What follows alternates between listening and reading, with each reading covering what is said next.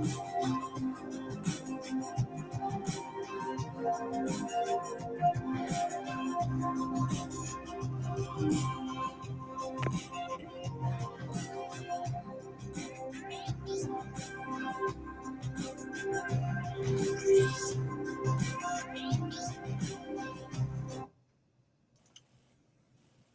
right. Welcome to Paradigm Shift TV 314. This is your brother, DMG the Poet, aka Brother Pianki. And we got another powerful show with a powerful guest. Before we get into our spiel, let me say my usual spiel. Let me say hotep to my Kemetic brothers and sisters. Let me say God bless to my Christian brothers and sisters. Let me say shalom to my Israelite brothers and sisters. Let me say assalamu alaikum to my brothers and sisters in the NOI. Let me say Islam to my Moorish brothers and sisters. Let me say peace to my brothers and sisters in the nation of gods and earth, them 5%ers. And finally, let me say Jumbo to the rest of my brothers and sisters throughout the African diaspora, be it here in the wilderness of the United States of America or beyond. Y'all know I say that greeting for one reason and one reason only. It's because if you black, I'm with you, and I hope that you with me. Our different ideologies should not keep us from uniting. We can have unity without uniformity, and we can disagree without being disrespectfully disagreeable. Tonight, we are opening up the platform beyond the black experience. We got our brother, chosen one with the kilt, in the building. Brother, please introduce yourself to the Paradigm Shift TV 314 audience. Certainly. Name is David. As most of you know, I'm Jewish, and looking forward to answering, excuse me, and asking several questions. And I think this is going to be a very interesting show, and I look forward to it. Yes, sir. Yes, sir. And so I started off with you are Jewish, and there, I feel like we have a lot of misconceptions about what it is to be Jewish and the different dichotomies therein with regard to, Hasidic, Orthodox, and etc. Can you break some of that down for us with regards to the different dynamics within the Jewish community, as far as and as much as you can? Sure. There under the umbrella of Christianity, you have many branches. Judaism can basically broken down into three branches. Four, if you consider I don't know whether or not you consider the Hasidic and the Orthodox to be the same, but even let's go four. The most conservative are the Hasidic, who try to do as literal of an interpretation of Scripture as possible, followed by the Orthodox, then by the conservative, and then finally by the Reformed. The one thing I can say about Jewish people, because there's about 14 million of us in the world, if you are culturally Jewish and you're an atheist, you're still considered to be part of the fold. You have lots of different opinions across the board. One of the expressions that we have, 2 Jews and 3 opinions. Whether or not it has to do with politics, food laws, what to do on specific holidays, a lot of disagreements out there. But essentially, it comes down to a strict interpretation of Scripture versus a very liberal interpretation of Scripture. As far as myself, I was raised more on the Reformed conservative bent of Judaism, and that's, as I said, that's primarily it. I mean, yeah, I mean, there's many layers of the onion. How far you want to go in on it. But you know, looking forward to clearing up any misconceptions um, or any questions that you might have Okay, okay. on And this. Yeah. and when like one of the misconceptions that I've found uh within my community is uh now Jews control the banks. Yeah, I like that. You know, and and as a Jew, Hmm. what would you say uh to that particular I don't know if it would be called a myth or misconception or whatever we would dub Okay. it. Here's the history of it. I know a lot of people will always point to the Rothschilds, and they were a very powerful group um, prior to World War II. After World War II, the British Rothschilds were the only ones that made it out. The rest of them got, as far as super rich, they got crushed. Um, and this is whether or not it would be in France, Germany, or what have you. Um, but even prior to World War II, if you were going to look at a powerful banking family or powerful families that actually controlled high finance, I would probably point more towards the Rockefellers or the J.P. Morgans of the world. Um, I mean, J.P. Morgan was the one that started the Federal Reserve, the banking system. Um, and as far as owning the banks, here's essentially what it comes down to: banks are corporations, and as such, they are owned by the shareholders. Um, and anybody can buy and sell stock. You could have a lot of banks out there that might have the Jewish names, such as Goldman Sachs, for example, Neuberger Berman. Um, but they're publicly traded companies. And if you were to take a look at the biggest banks in the world, or the ones with the most assets, or the ones that are highly valued, you're going to find this is certainly not the case. I've heard a lot of things regarding the Federal Reserve, that it was a Jewish invention or whatever. That's a complete fallacy. J.P. Morgan was the one that originated it, and to be a member of the Federal Reserve essentially is how powerful you are at any given time. Members of the Federal Reserve these days, or let me rephrase that, back when I was on Wall Street, would consist of Deutsche Bank, Barclays, HSBC, etc. Whoever had the most assets, whoever had the most power, would have their hand in making these decisions in high finance. Having said that, no, there are a lot of Jews, they do well, but when you're talking about at that level, it's a little bit different. And I could actually give you one story, because I know this. Remember hearing the story when I was younger. In the late 1960s, there was a financier named Saul Steinberg, and he started making his money because he figured out that he'd be able to buy IBM computers and lease them out and make a nice big spread. And I think he made his first million before either 25 or 29. But he did very, very well.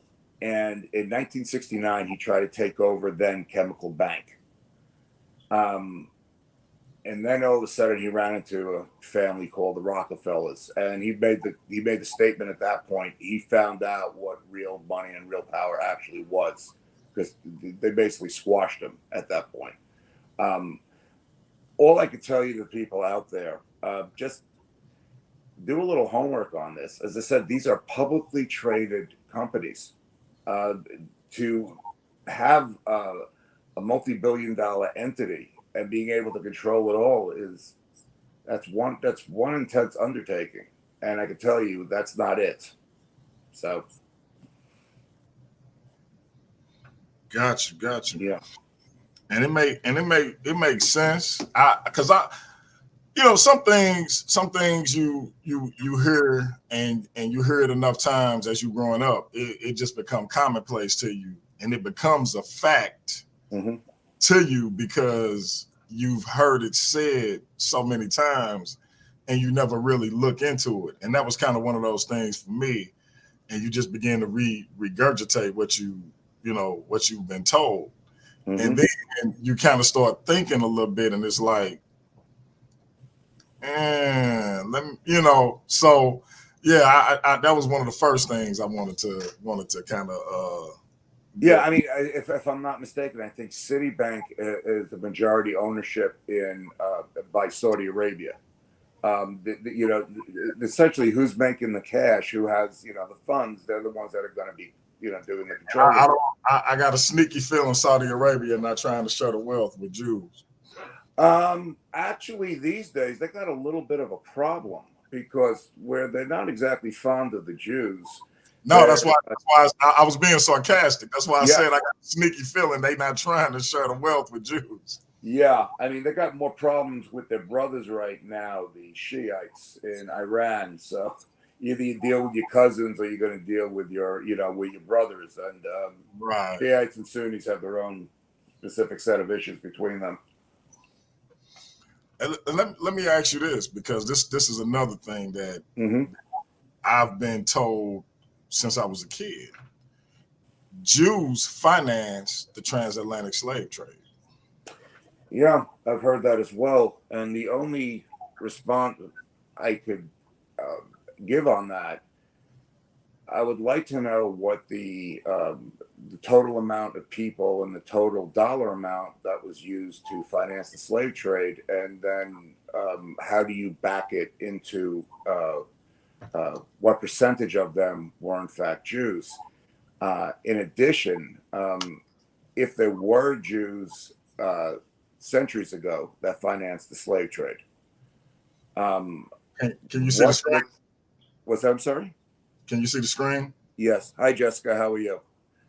You know, if there were Jews that financed the slave trade centuries ago, what does that have to do with me?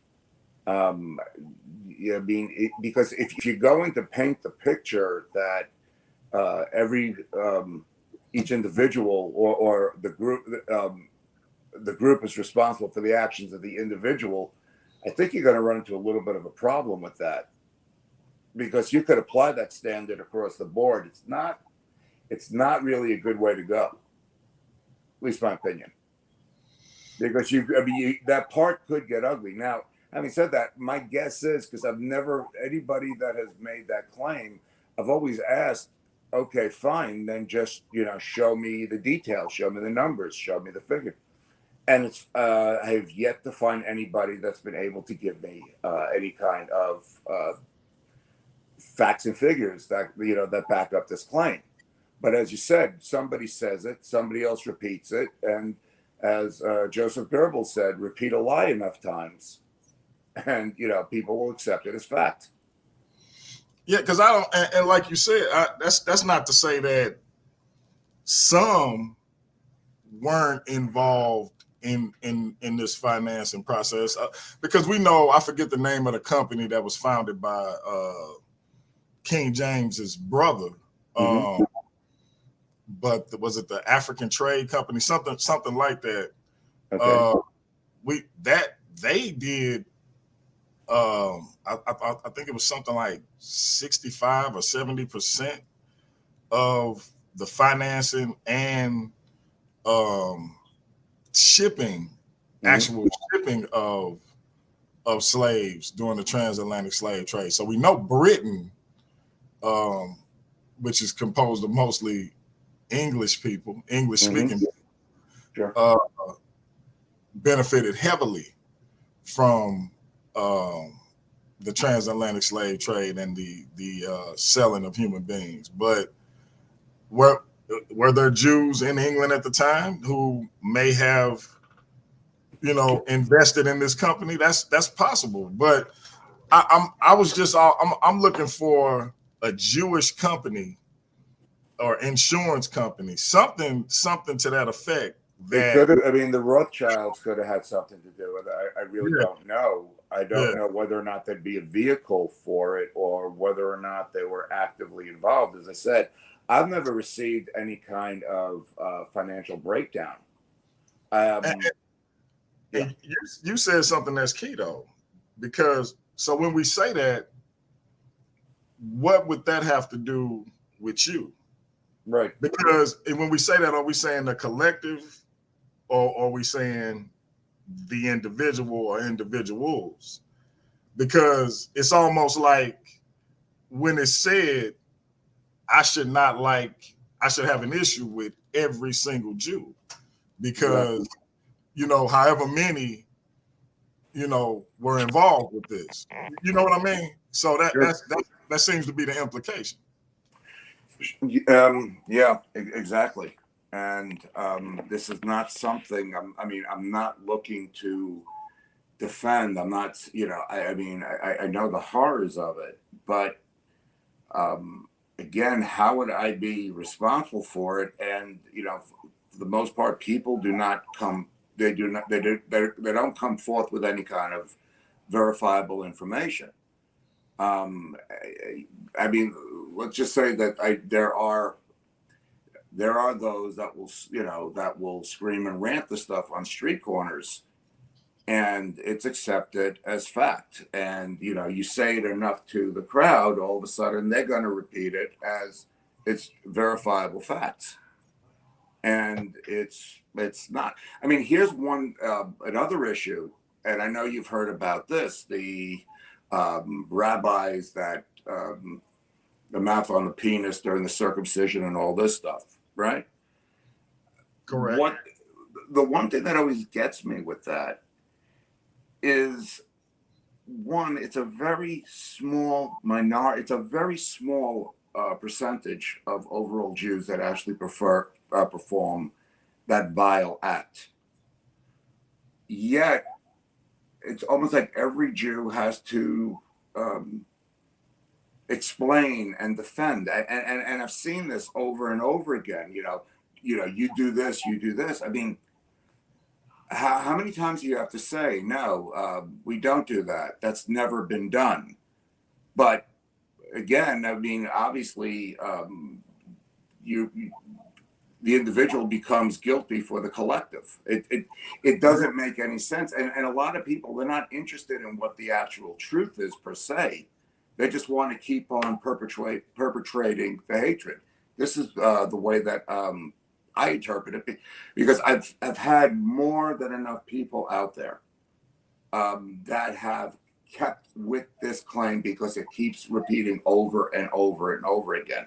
Now, I have two sons, and both of them were circumcised. Both of them were circumcised by a reformed mohel, who is the guy that performs the circumcision. And it's amazing. It's like I don't understand why I need to explain that. That no, we don't do that. I mean, because as I said, if you were going to take that narrative and apply it across the board on all various subjects, it could get very ugly. And that's I'm saying. People, just think about this. You wouldn't want this to happen to you. You wouldn't want to be in a position where you have to continually defend and say, I don't do these things. I've never, and I can tell you, I've had this multiple times over the years, continually. I mean, anytime you would get into some kind of disagreement or argument, boom, you will see that will get brought up. And, Yeah. I don't know what to say. Yeah, and you bring up a good point though, because even when we say the collective, you said it's even a minority within that collective. So it's not even the collective. It's like it's the same thing when you have a drug dealer in my Mm-hmm. my community, or somebody who's accused of being in a gang in my community, and every young black male is then somehow associated with that element, and is but that's not every young black male. So and hearing you talk about it, it reminded me of how that type of thing happens in my community, and you kind of take for granted how it can happen in other communities, if that makes sense. Sure. That, you know what I mean? So that was the first thing that I kind of thought about. But speaking to that, you said that people yell things out on street corners, and you see the screen, somebody was saying hi to you. Yep. Got a lot of friends there. Hey, Uh, Tracy. what is your what do you think of my brothers, the Black Hebrew Israelites? Well, how do I say this? I see it as being a big money grab. What I noticed, you will have a leader that is going to take verses out of the Bible, take them out of context, and they are preaching to an audience that knows less about Scripture than they do. And they hear the same things over and over and over again, and pretty soon, they start drinking the Kool-Aid. I've heard these verses to the point that I even know off. I know it's going. Excuse me. Revelations 2:9 and 3:9 will be brought up. Romans 9:13, for Jacob I have loved, for Esau I have hated. And there's still no proof on who is descendant of Esau or who's the descendant of Jacob, but that's a whole other story. I find it fascinating that that these guys will bring up Jeremiah 17:4, where you will forget your identity, but they neglect to look at Psalms 137:5 and 6 that says, "If I forget Jerusalem, may my right arm wither, may my tongue cleave to my palate." And I find it fascinating that if you do bring this stuff up, and I've actually had this happen where I brought that up and they don't want to read it. I mean, why bother reading it? Because that's going to interfere with the money grab. So are you looking to actually teach Scripture the way it's meant to be taught? And the way I always knew it, it's a commingled message. If you want to cherry pick, you can create any faith that your little heart desires. And for the most part, this is what's being done. And, regarding the KJV that the BHI use, that was the same Bible that the slave owners used to verify why blacks should be enslaved. So you can use it as a vehicle for whatever you want, and it's dangerous. Yeah, and I don't believe that I'm a descendant of Abraham, Isaac, and Jacob. And this is no offense to you at all. I don't even believe these individuals existed. But Cap 10K of ISUPK is a good friend of mine, and he firmly believes in that. And so, when you say it's a money grab, do you mean from the do you feel like none of them believe this, or do you feel like it may be the leadership who's making the money grab and the subsidiaries are the true believers? Let me go to I'm not looking to offend. Let me go to the Jewish people, or as an example. Okay. There are a few out there that will teach where Jewish people are in fact the chosen, where excuse the expression, their shit don't stink and they got the good real estate in heaven and all this other stuff, and it doesn't really matter. And if you repeat this stuff enough multiple times, people are they're going to believe it. It's a message that continually gets repeated, and you don't see where there's any debate going back and forth on this. Now, regarding Abraham, all right, myself, to me, Adam and Eve, Noah, I find that stuff questionable. Do I think an Abraham existed? Yes, yes, I do. And I think, boom, boom, it came down. But Abraham came from modern day Iraq, not from Africa. And he was somebody that my guess is would be Arab looking. You know, that's the part of the world that he is in fact from. Um, but do I know for a fact? No, I don't have a picture of him. Having said that, nobody has a picture of him, but you will see, again, the cherry picking will come out of scripture, to back their narrative.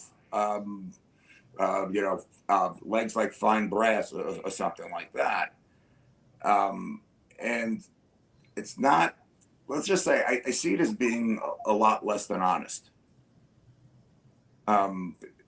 Specifically the verse like head and hair white like wool.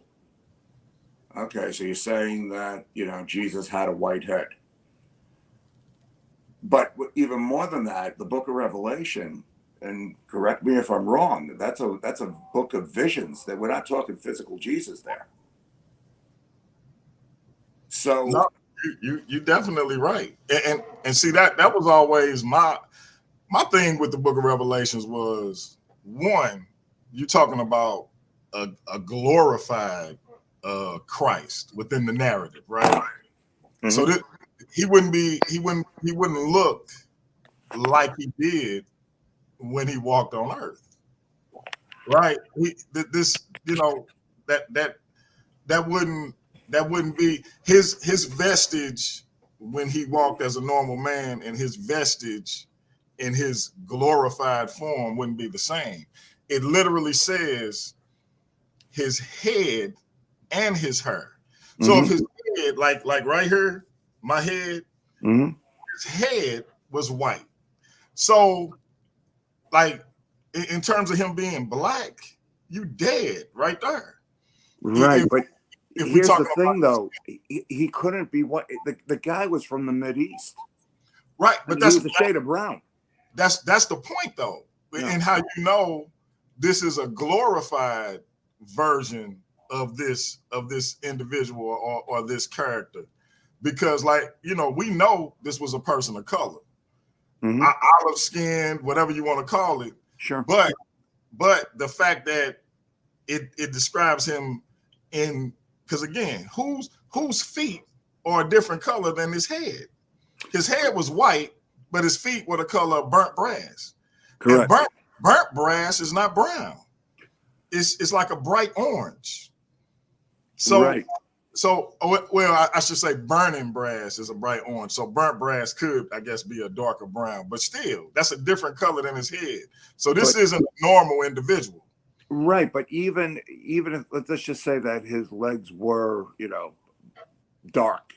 How do you know that he wasn't an Indian or a Pakistani or a Sicilian guy with a tan? I mean, I'm just saying, you don't know. And and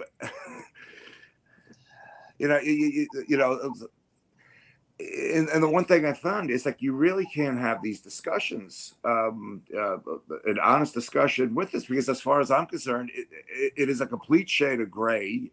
Nobody knows, and truth be told, is it really that important in the overall scheme of things? And I mean, this is where I don't get it. Yeah, but like I got love for Captain K, and I respect his belief. Mm-hmm. And so with that, let me ask you this, because this is another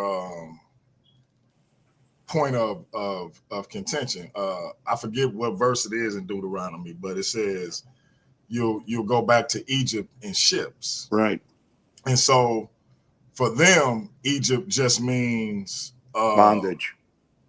There you go. Yep. And so now I don't know where. Now, of course, you can even see it on my arms. I'm a big proponent of Kemet, mm-hmm. The original name, or one of the original names of Egypt. Egypt is the Greek Hellenized term, but mm-hmm.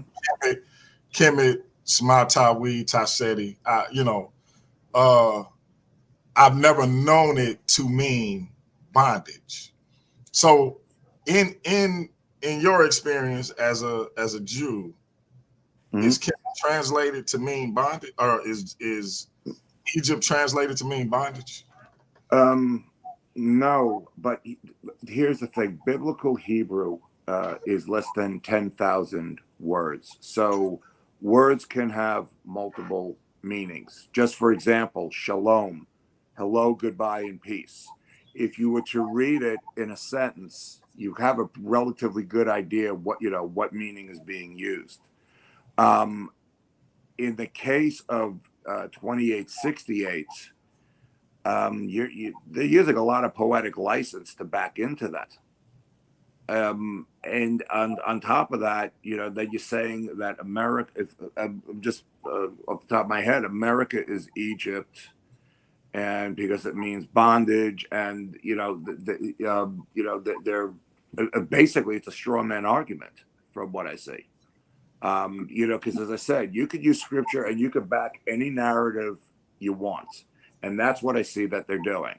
And, here's the thing, and I go back a ways with them. It's the first time I ran into the BHI was back in late 80s, early 90s. And at that time, they were using the term, Esau was ruddy. Ruddy means red, bop, bop, bop. And, that's okay. So everybody with the white skin and with the blood showing through. So, that means Esau, etc. The only problem that they ran into at that stage was that both David and Adam were described as ruddy. I always say that about King David. And yes, I don't know how you get around that. No, you don't. You can't. But think about it. How many people actually will sit down and read the book? For the most part, not many. I mean, in a way, I've got to thank the BHI, because when I first heard a lot of their arguments, it's like it didn't pass the sniff test. It didn't make any sense to me what was being said. So I went back and I started to read the stuff in detail. It's like, nope, that's definitely wrong here. This is wrong there. But you get to see just how powerful this whole thing can be. And and as I said, I look at it that it turns into a money grab, because you're essentially telling people what they want to hear. You're giving them a sugar pill, and that translates into funds coming their way. So just like any other organized religion out there, at least the way I see it. Yeah, my philosophy of choice, and the worldview that I take on is Black existentialism. And if you're familiar with existential philosophy, it deals with existence and the thought process that we as individual peoples are responsible for our own existence, independent of a God, a teacher, an authority, or any other outside force. We have to determine the course of our destiny. Mm-hmm. And so one of my favorite pundits of this philosophy says this about what's happened to Black people as a result of the transatlantic slave trade, particularly Black people in America and Black people on the continent because of colonization. Mm-hmm. And that's Frantz Fanon. And he says the Black individual and the Black collective have had to simultaneously define and redefine identity, culture, and existence. And I'll read that one more time. The Black individual and the Black collective have had to simultaneously define and redefine identity, culture, and existence. And I read that because when you have my brothers and sisters who purport to be Israelites, when you have brothers and sisters who purport to be the real Native Americans, because that's a thing going around now.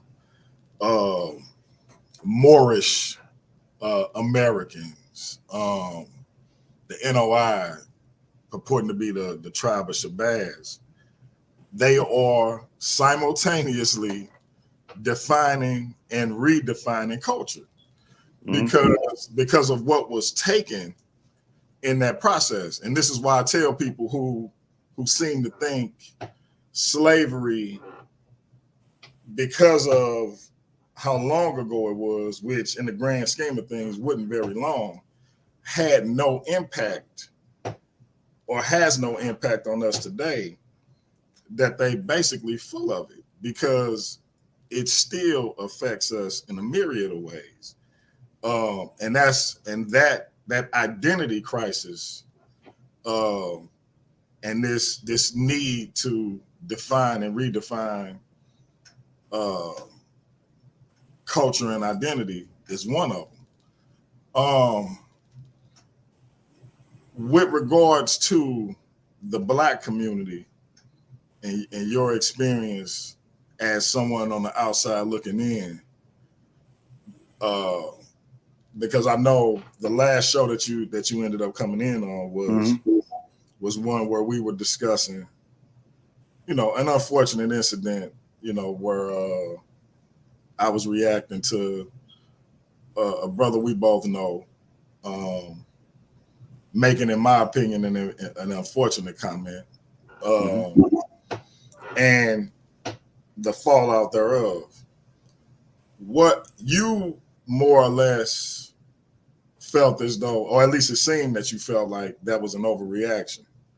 And I know some of the brothers kind of, came at you aggressively, but once it settled down and me and you were able to kind of have a good back and forth, the dialogue was in my mind at least productive. Agreed. So what were your thoughts? Because I don't think we ever really got to get a clear answer. What were your thoughts on that particular situation? Okay. Without dragging anybody through, I don't want to talk about not a problem.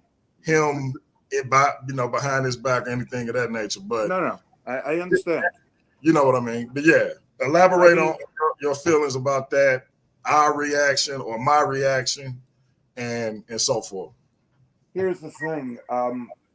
It was interesting because I was called a cracker, and then also I'm defending racism and I get called a cracker. I found that to be an interesting dynamic. Look, I don't know what led up to this. I don't know what names were being thrown in each direction. And this individual we both know, I don't, I mean, I'm not saying it's justified to, use derogatory terms.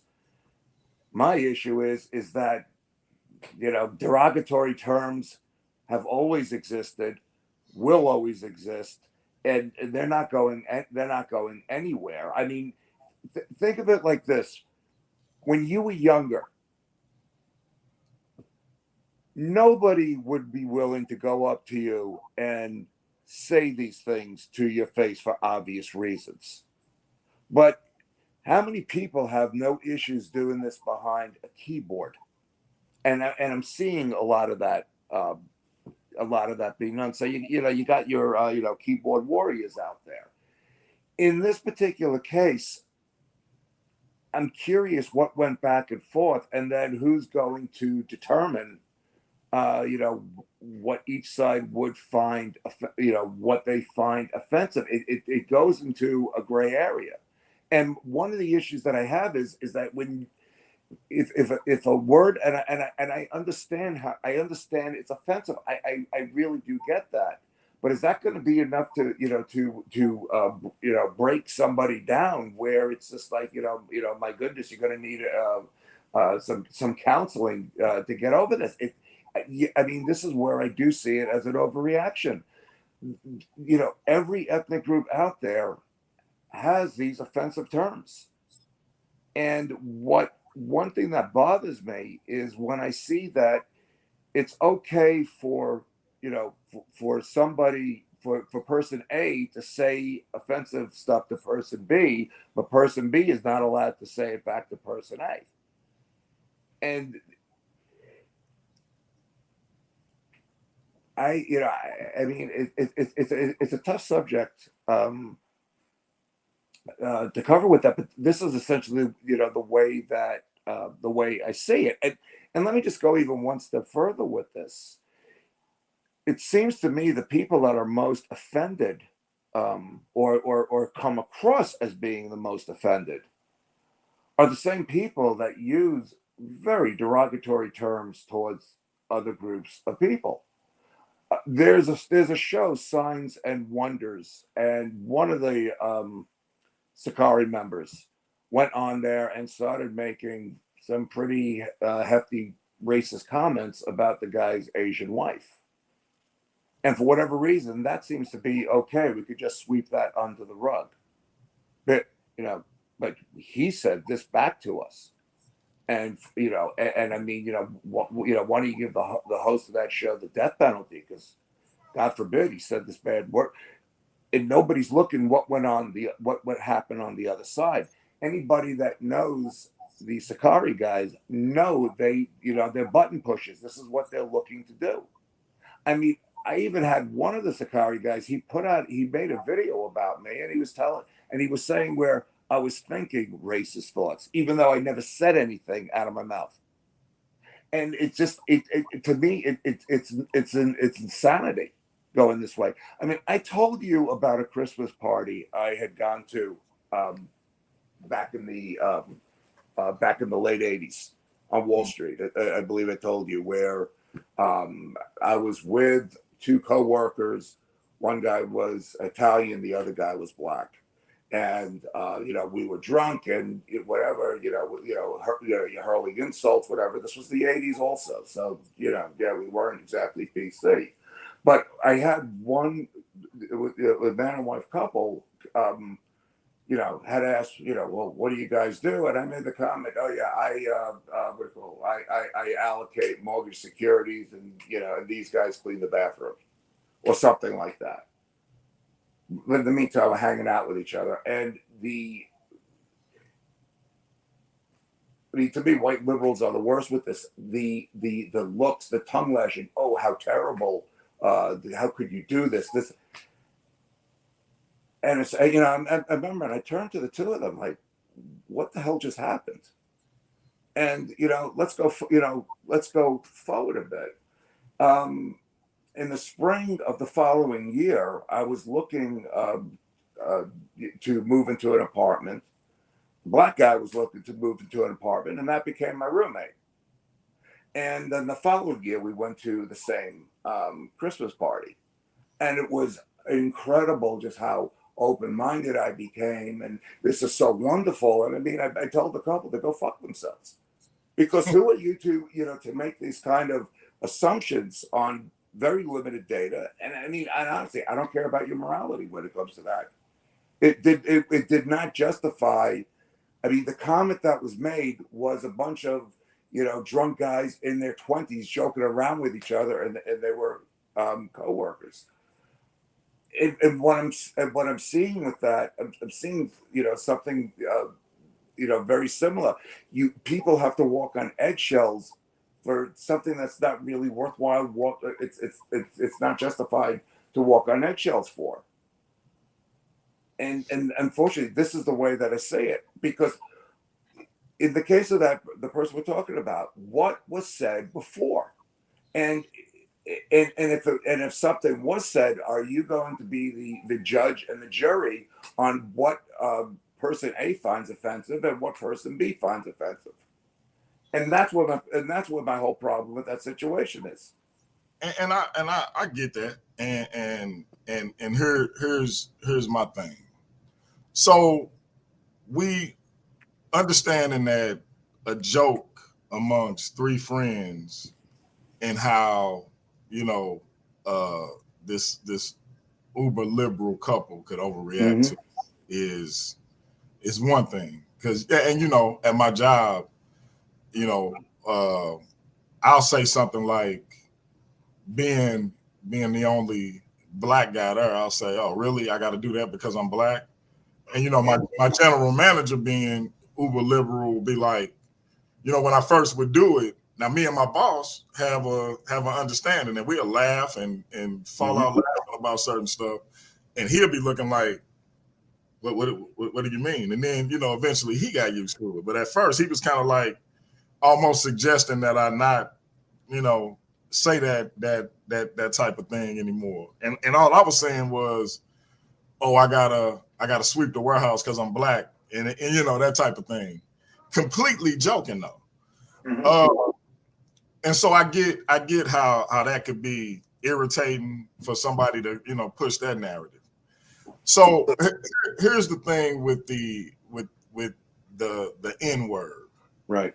and when it's uttered in a particular fashion, and you know, my brother Trust and Believe the Gospel from Trust and Believe the Gospel, calls himself Nobody, the co-host of this show. He'll tell you that he has 9 black friends, and then they in a circle, they say this word, and he's fine with it. I have other friends who say they have 9 black friends who say this word and they fine with it.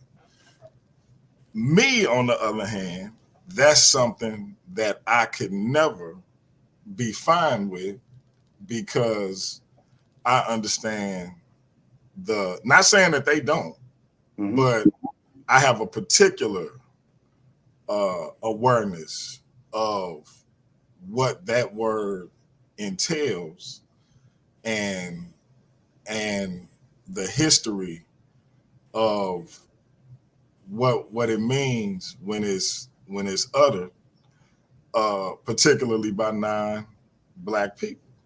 And I don't, in my opinion, and I've said this to my little bro, I think we should stop saying it.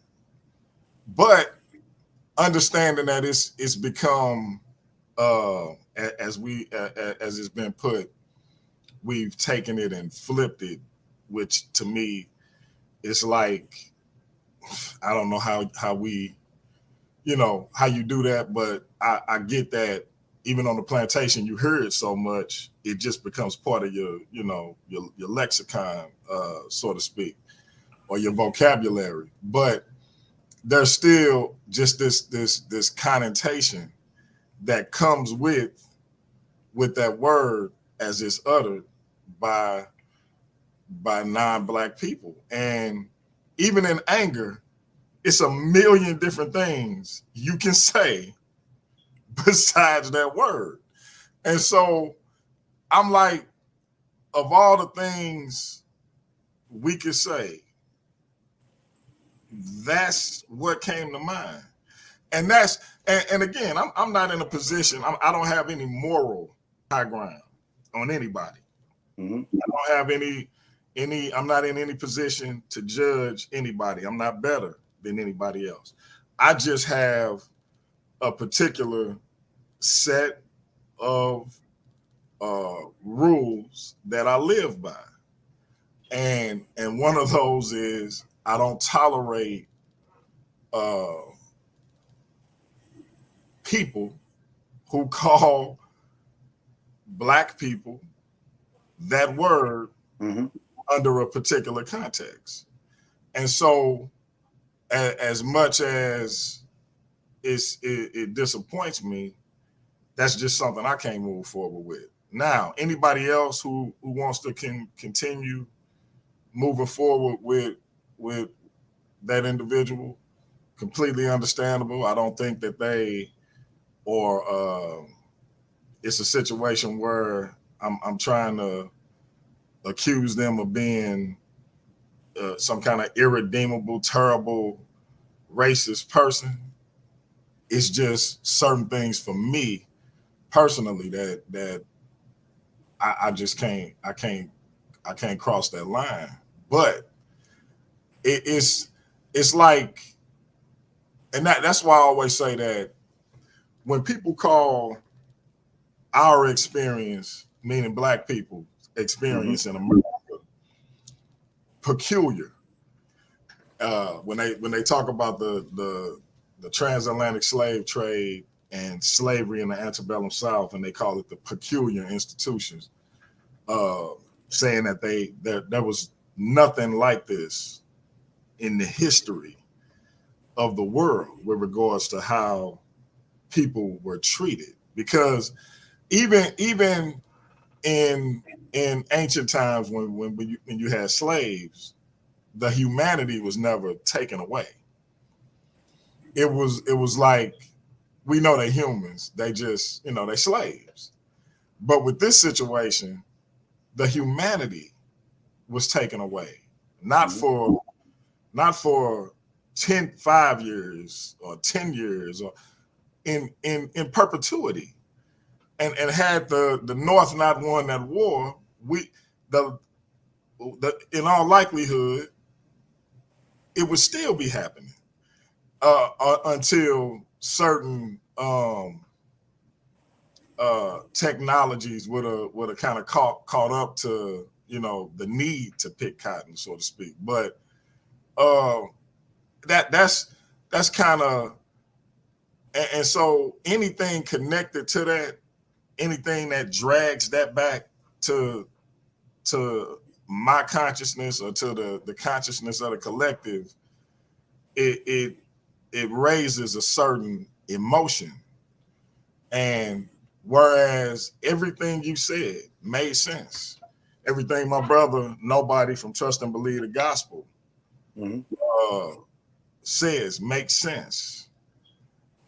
It almost comes down to, do you have respect for me, and do you have respect for the collective of people that I come from?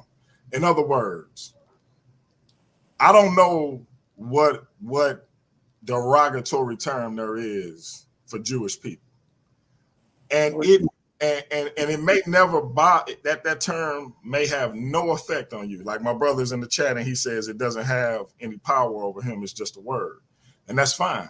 And that whatever derogatory term there is for Jewish people may not have any power over you because it's just a word. But I would still not utter that word out of respect for you. I would never diminish what the Holocaust was out of respect for you. You understand what I mean? And so, even not to say this individual should have thought of me. I'm talking about Black people as a collective because of what's connected to that term. And so that's the thing that comes to my mind. It's a million different ways to respond to somebody irritating you, even up into just kicking them off, your platform and getting them out of your presence. But that happened to be the response, and it is what it is. But I just wanted to get, because like I said the other day, I don't think we ever got to allow you to express what it was you thought about it. It was almost you had to defend yourself as soon as you got in. Because I was basically said that I had to give yes or no answers. I think this was by Chris Harris. I'm sorry, but I'm not going to play by his rules. I hear what you're saying, and look, I can tell you as an older white guy, I find the use of it in the Black community very confusing. I remember Kareem Abdul-Jabbar was this was back in I think the mid to late '90s, where he was just, I mean, verbally he was just like horrified, like, why would you call each other? Why would you do this? Why would And then it's like, and it's okay if it's. I remember hearing at that time, it's okay if it's an A versus a hard ER, whatever. sounds a little bit uh, sounds like tough rules to stick by.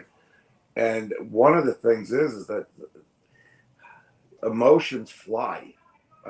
Unfortunately, they fly, and a lot of times people will say things, um, and they will have a lifetime of regret afterwards. And I've seen that happen on more than one occasion. But I mean, I guess one question I'd have for you is like, what is a legitimate punishment for somebody that does that? Is it, is cancel culture justified? Is, again, does that mean that, that side A is allowed to do whatever they want, but then all of a sudden they're going to, make these uh, essentially impossible demands, um, letting you know what is offensive, what's not offensive. I mean, I think we might have to agree to disagree with this. I mean, look, as I said, I don't use the word, and I will, anybody could, if you hear, if you could find me using it one time anywhere on YouTube, I will cancel the channel tonight. I mean, I don't utter it, but I've seen when these things will get heated. A lot of times you're dealing with people that are younger. They're not going to have full control of their emotions, and sometimes it happens. Um, and it's not right. But here's the thing: can a person make a mistake, or are you going to say that if they utter a particular offensive term, that means that they had hatred in their heart this entire time, and they were truly, racist and hateful, and all this other stuff? Because this is what I'm seeing getting, where it's getting painted. As I said, I had one guy said that, say that I was thinking it. And he was getting a large percentage of his followers that were willing to buy it. So, I mean, this thing becomes sort of dangerous after a while. Yeah, and Yeah. I get that. I don't advocate cancel culture per se. Um, like I said, just for me personally, that's something that I can't tolerate. Again, I would never advocate, cancel his channel and don't follow him. That's if people still want to rock with him, that's fine. No biggie. It's just, respect my decision to go in a different direction. That's all. Yeah. Yeah, but I'm not, I'm not here to say, he needs to be uh, destroyed or whatever the case may be. That's not my take. I just, because if even within the confines of, like, let's just look at reality. And I've said this about Donald Trump, and I'll say it about other people. I believe that racism is something that can't be subverted. Like hatred can't be subverted.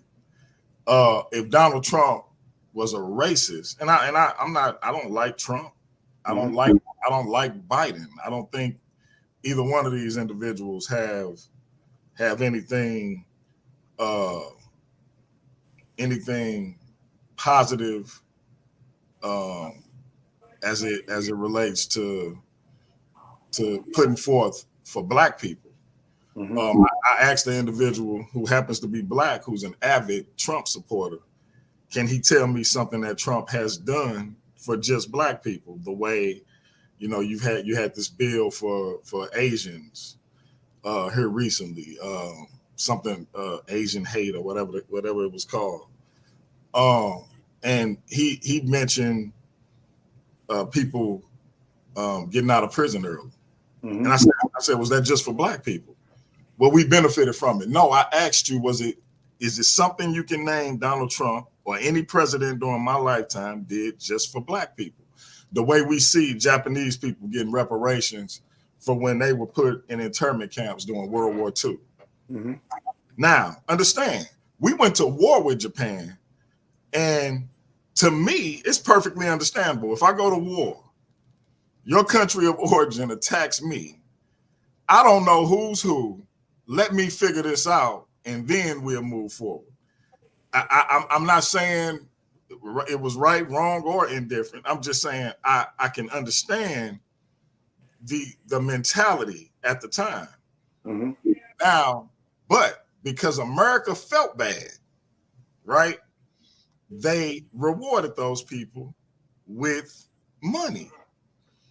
And so you just had recently, there was a string of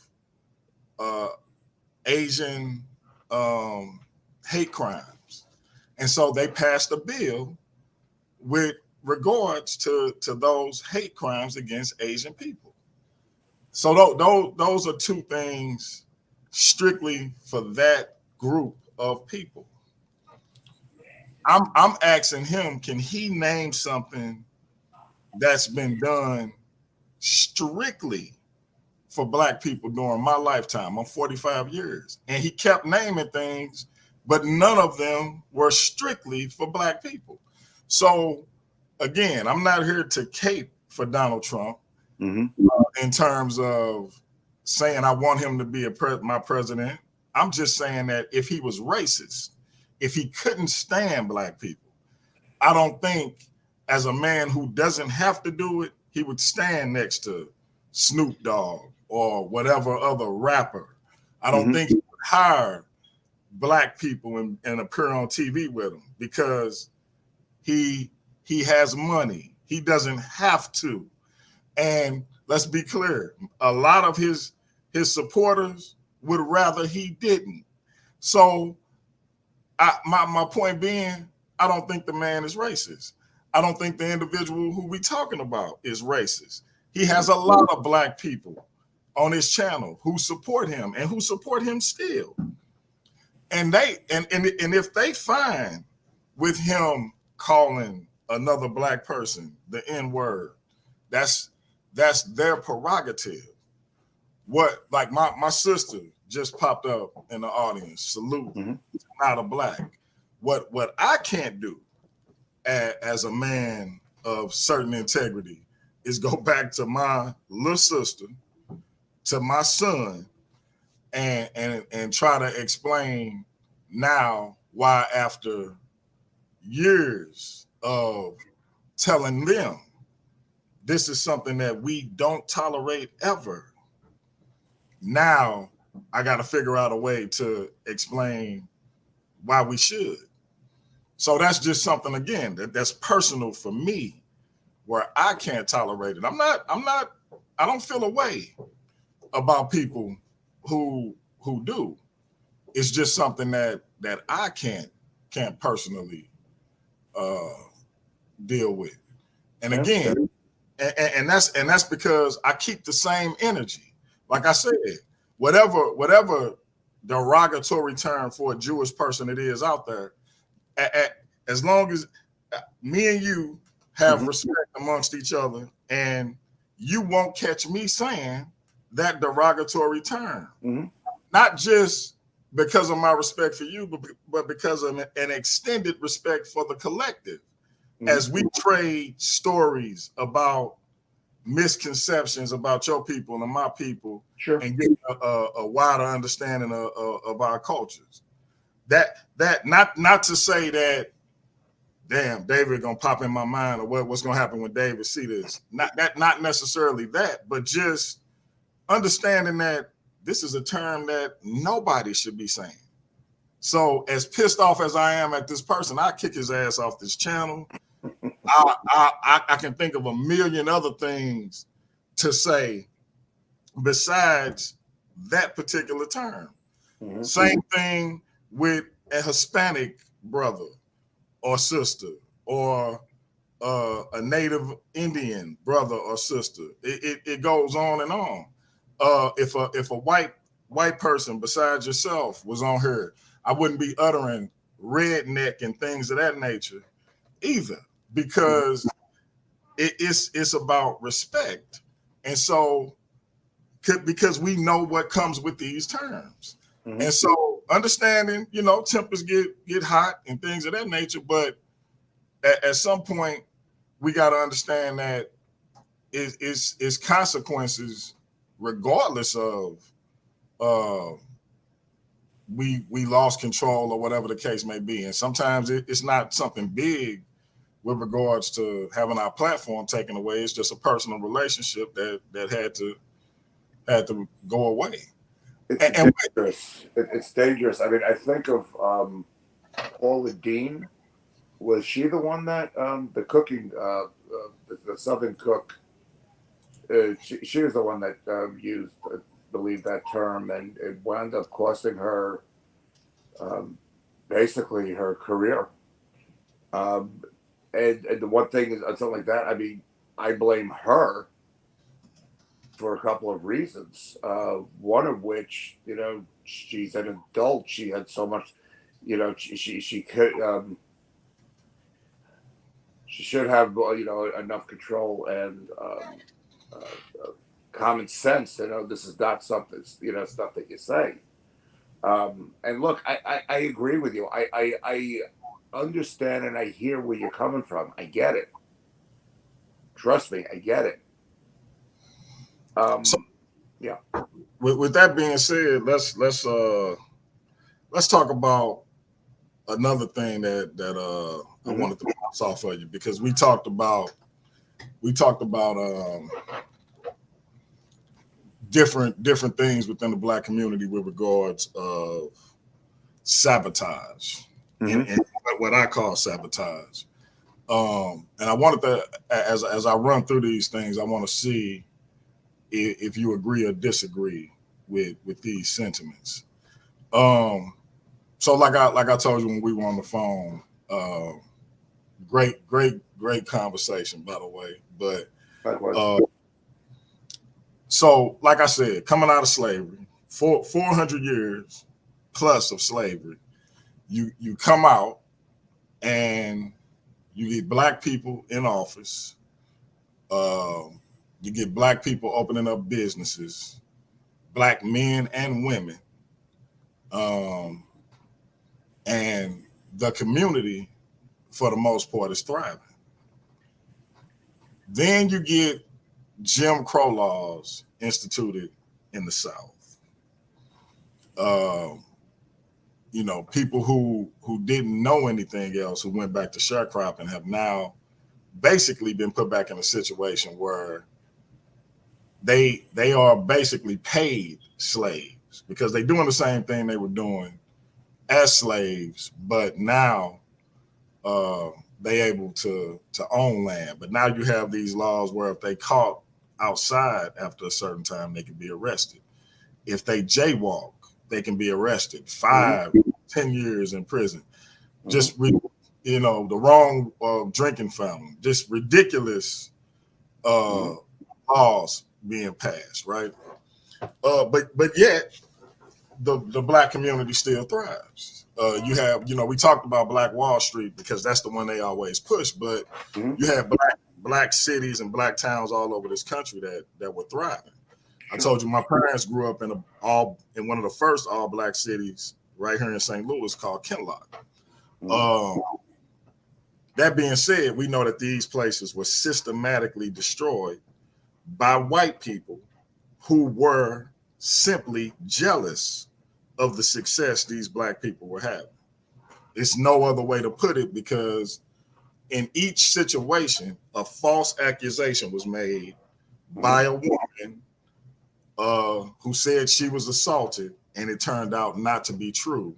Correct. But every time it was found out, it was too late, because that city or town was laid to waste. People's lives were taken, their livelihoods destroyed, etc.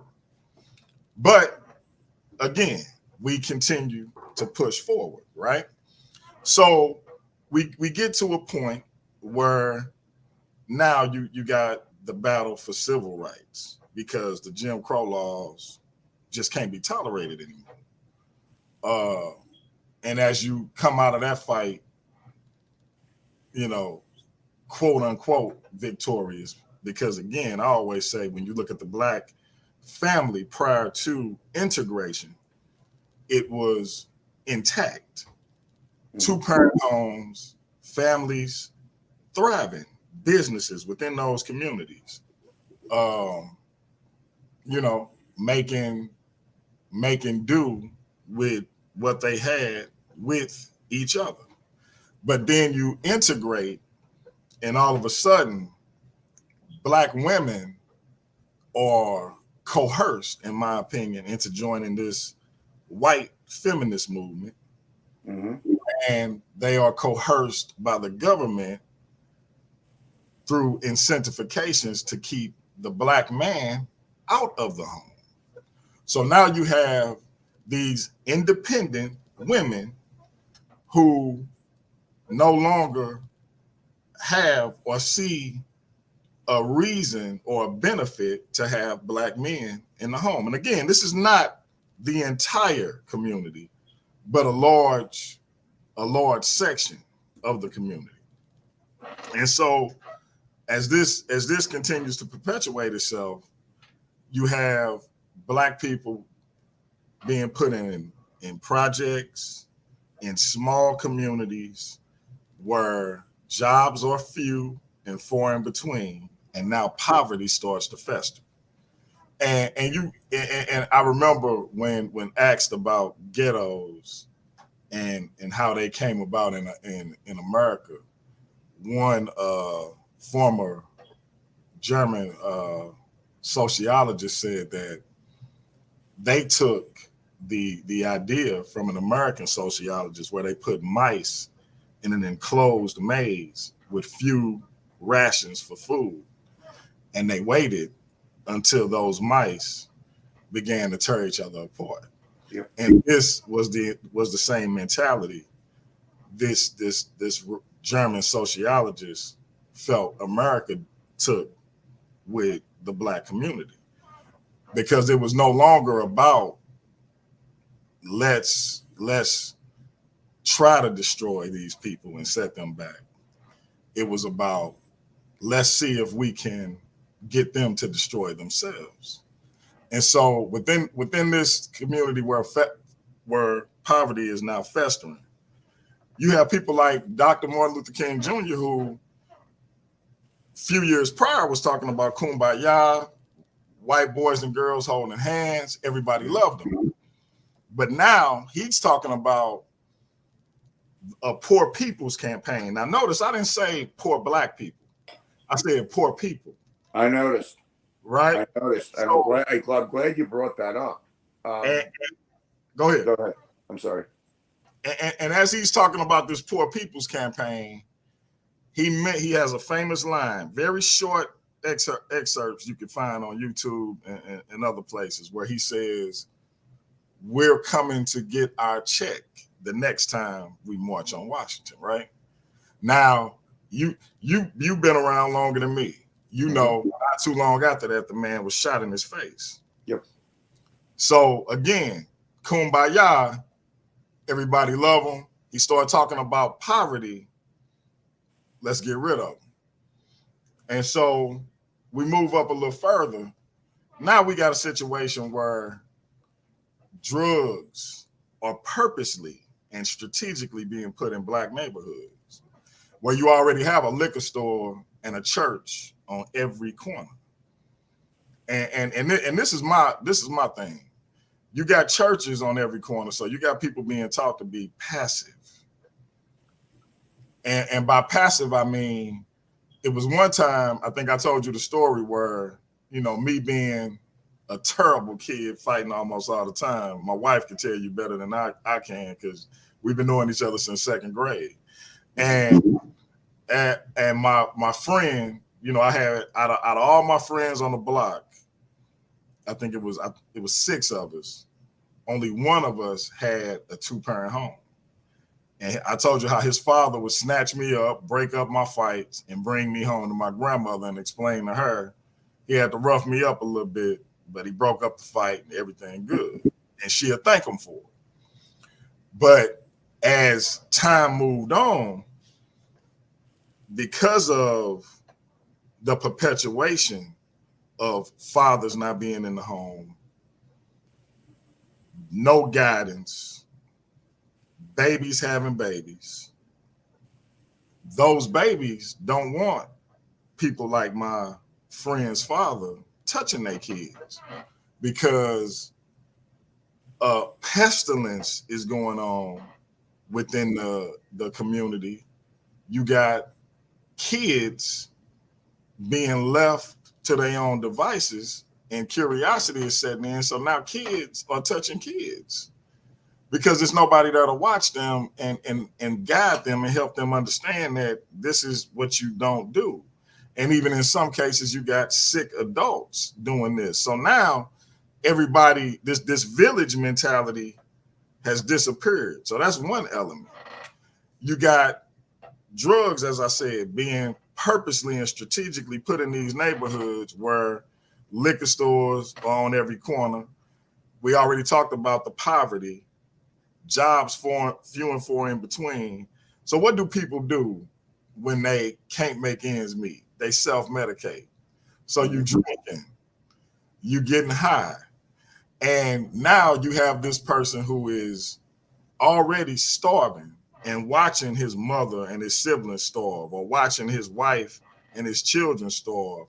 And now he sees an opportunity to not only feed them, but to feed them several times over if he just sells this poison to his community. And people say, well, you had a choice. But if that's the choice, do I really have a choice? Or do you really expect me to see it as a choice? So, but they make the obvious choice, and all of a sudden it's a war on drugs. So the drugs that you strategically put in my neighborhood for me to sell and for my customer to get high on, now you've declared war on both he and I, to where I get disproportionately more time than my white counterpart who has a much purer form of that same drug than I do, but I get more time for this watered down version. The person that's getting high doesn't get rehabilitation. They get jail time. The same kind of jail time that the drug dealer gets is what the drug user gets. So now we both carted out. You got prisons, as my sister just put in the chat, the privatization of prisons. Prison becomes big business because they scooping as many black bodies off the street as they can because of this premeditated war that they perpetuated. And so I ask these questions because as we continue to skirt along through time, you look at the situation and you have people who look like me even saying there is no plight for the black man in America. We got just as much of a opportunity as everybody else. Look, it's rich black people in America. So what are you, as if what I just said was a figment of my imagination. And so when we look at these things and we look at unarmed black men being killed by police, and I call them the coward George Zimmerman. And if that offends you, my apologies. Trust me. But you know, this man followed a kid and confronted him, and everybody acts like, oh, he was defending himself. Well, he wouldn't have had to defend himself if he wouldn't have followed this boy. And so, but you have incidents like this, Philando Castile. You know, you had the incident with Oscar Grant, who is handcuffed and shot in his back while facing the ground while handcuffed. Tamir Rice, a child with a toy gun at a park, and was shot within seconds of the police arriving. So all of these different things continue to happen, and people tell me there is no plight of the black man in this country. So as a non-black man, what are your sentiments when you hear what I'm saying, when you look back, because I know you said you got some experience with some of this stuff. Yeah. Is this a figment of my imagination? Am I playing victim? Because these are the things I heard from black and white people. Or is this a real thing with regards to what I call sabotage? Okay. Little history. Unfortunately, statutes of limitations put me in the clear. But I think I spoke to you. I was down in Miami in the early '80s during the cocaine cowboy days, and yes, you know, Yeah, don't incriminate yourself. Hey, the tough time has passed. And so, yeah, I saw more than my fair share of nasty stuff that was going on with that, and I never understood. I'll let me be perfectly blunt.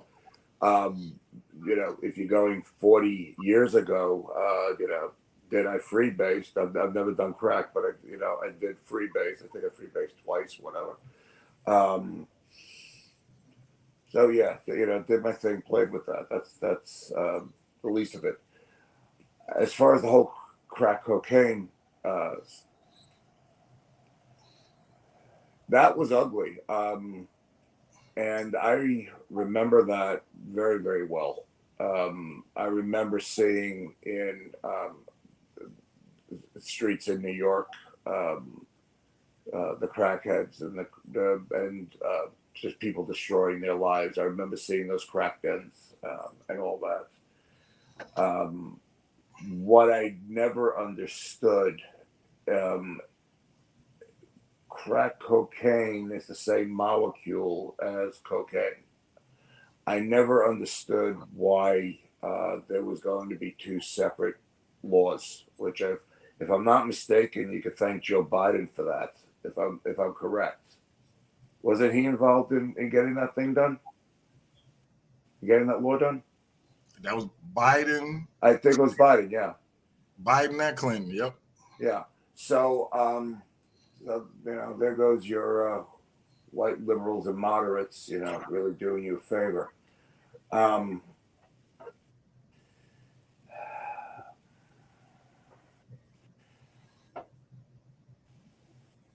it's very difficult to take, and I'm not taking the other side of this argument. You laid it out, in detail. The only positive I think you could go to these days is at least everybody has a movie camera with them. So hopefully a lot of the stuff gets, or there's not as much of it that gets done going forward. Um, Look, I don't know what to tell you. I mean, if you're asking me, am I going to be able to justify, um, you know, shooting people? No, I'm not going to do that. I don't. And admittedly, I don't know as much about these cases as you do. I mean, I know the name Zimmerman. I know the kid that he had shot, or see the pictures of that he had shot. I didn't follow the court case, so I can't really say exactly what happened. But let me take this from at a different angle. One thing that surprises me, and this is where I think even there's more. It doesn't make any sense to me. Let me just go back to World War II. You heard of the Red Tails, right? Yes, sir. Yeah. I mean, you know what their service record was, right? Mm-hmm. Yeah.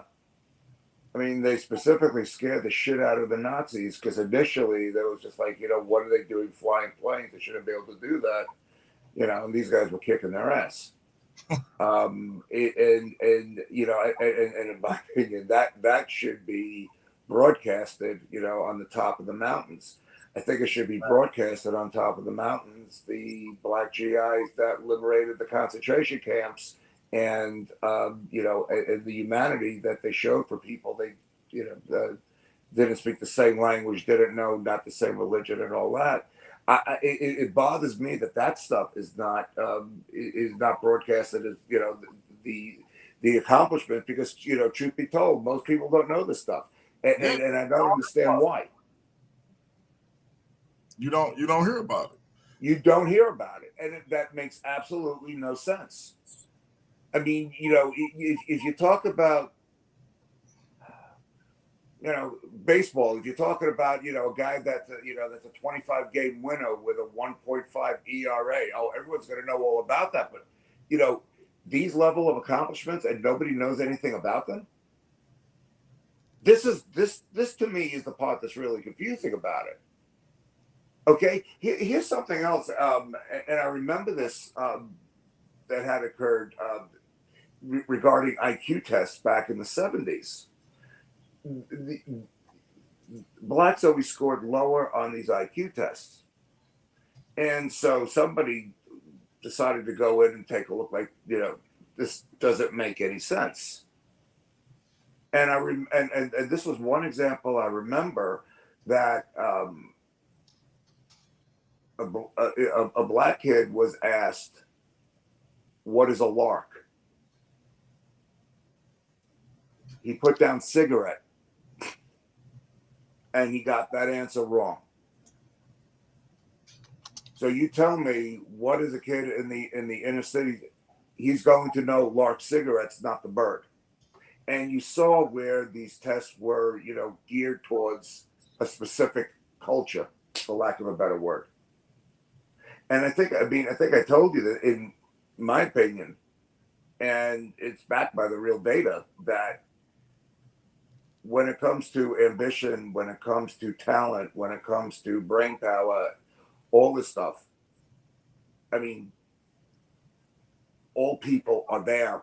And at the same time, if you're going to look on the other side of the coin, um, you know, all people are there as well. When you had mentioned MLK speaking about poor people, I'm glad you brought that up, because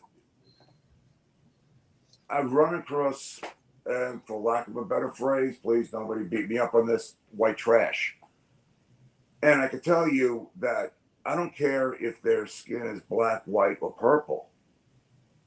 These people will never be able, or the odds of them breaking out of the situation they're in because of their mindset is extremely remote. And the proof of that is that generations of them have been like this. My wife was from North Carolina, and we used to drive down to see her mother. We always used to cut through West Virginia to get to North Carolina. And these people, there was no way that they were ever going, or let me rephrase that. The chances would be extraordinarily remote that they would ever be able to break the lock of the lifestyles that they had. And I don't, you know, and in my opinion, it wouldn't make a difference if these poor people were black or white. It doesn't make a difference. Their mindset is shot. Now, having said that, I've dealt with more than my fair share of smart. Like I told you, I was Wall Street for, you know, over 30 years. I dealt with more than my fair share of smart people out there. They came all over the, aggressive as all hell. Okay, you know, you want to talk about somebody with a super sharp mind. Just to give you an example, and, you know, Phil Ivey, the poker player. Out of all the poker players out there, he's probably the one that would intimidate me the most. Okay, and just to give an example, I don't know if you follow the poker tournament, but I had worked with one of the champions, a guy by the name of Eric Seidel. So I do, you know, I do follow this stuff. What I want to know is why, you know, why isn't this promoted more? Because to me, it's like nobody really says anything about this. You always hear the negativity, and it doesn't, honestly, it doesn't make any sense. I mean, truth be told, I firmly believe people are people, and it's mostly culture and the situations that they are involved in. There's always going to be racism. There's always going to be a situation where you're going to have obstacles to overcome. But I don't. What's currently being done doesn't seem to be working. At least from what I see. And you are right. There are a lot of horrible situations. Horrible. I'm not going to argue with that, and I'm not going to say that I understand what you are going through since I've never lived in your skin. You know, I wouldn't insult like that. Got you. So, yeah. And one of the things that came up, I don't know if that was between you and me or you and one of the other brothers, was the Holocaust versus what we call the Ma'afa, or the transatlantic slave trade, and what was worse. And I think me and you talked about it briefly, and so this is my contention, and we don't have to necessarily rehash it because I think we came to I guess an agreement, so to speak, because I think it's almost shameful to compare two horrendous tragedies. My position is always, when we look at the length of time and when we look at what was done to these people, with regards to their humanity being taken away, basically being reduced to animals, even to the point of being bred like dogs, castration on a regular basis, rape, being hung, beaten, publicly murdered with no regard for any sanctity of life whatsoever, because they could be replaced just like any other piece of property, for over 4 or 5 centuries. And then we have the ramifications that took place after, be it Jim Crow, be it the divisions that were put in place amongst our people on the plantations, light skin versus dark skin, field versus house, that continued to perpetuate itself as we moved into our communities. Those divisions were still there because they were in our mentality for generations on that plantation. And again, it goes back to that statement I pulled from my presentation. The Black individual and the Black collective have had to simultaneously define and redefine culture, identity, and existence. And that's why I say that this was the most horrendous crime ever committed against a particular people group with regards to genocide and robbing of people, like kidnapping. You look at it from multiple angles. You look at kidnapping, stripping away of identity and culture, and then when we get into the treatment, we on a whole other level. And so, but I don't say that to minimize what took place during the Holocaust. And so I wanted to ask you again, when we bring up the Holocaust versus the transatlantic slave trade, is it to say both groups have been through horrible events, or do you really feel the Holocaust was worse? The way I look at it, you're entitled to your own opinion, but I find with a lot of people, they think they're entitled to their own facts. I'm not saying you just so, but I mean, because I think I've heard claims on the transatlantic slave trade, and we went over this before, of 100 million, 200 million, which is a complete fallacy.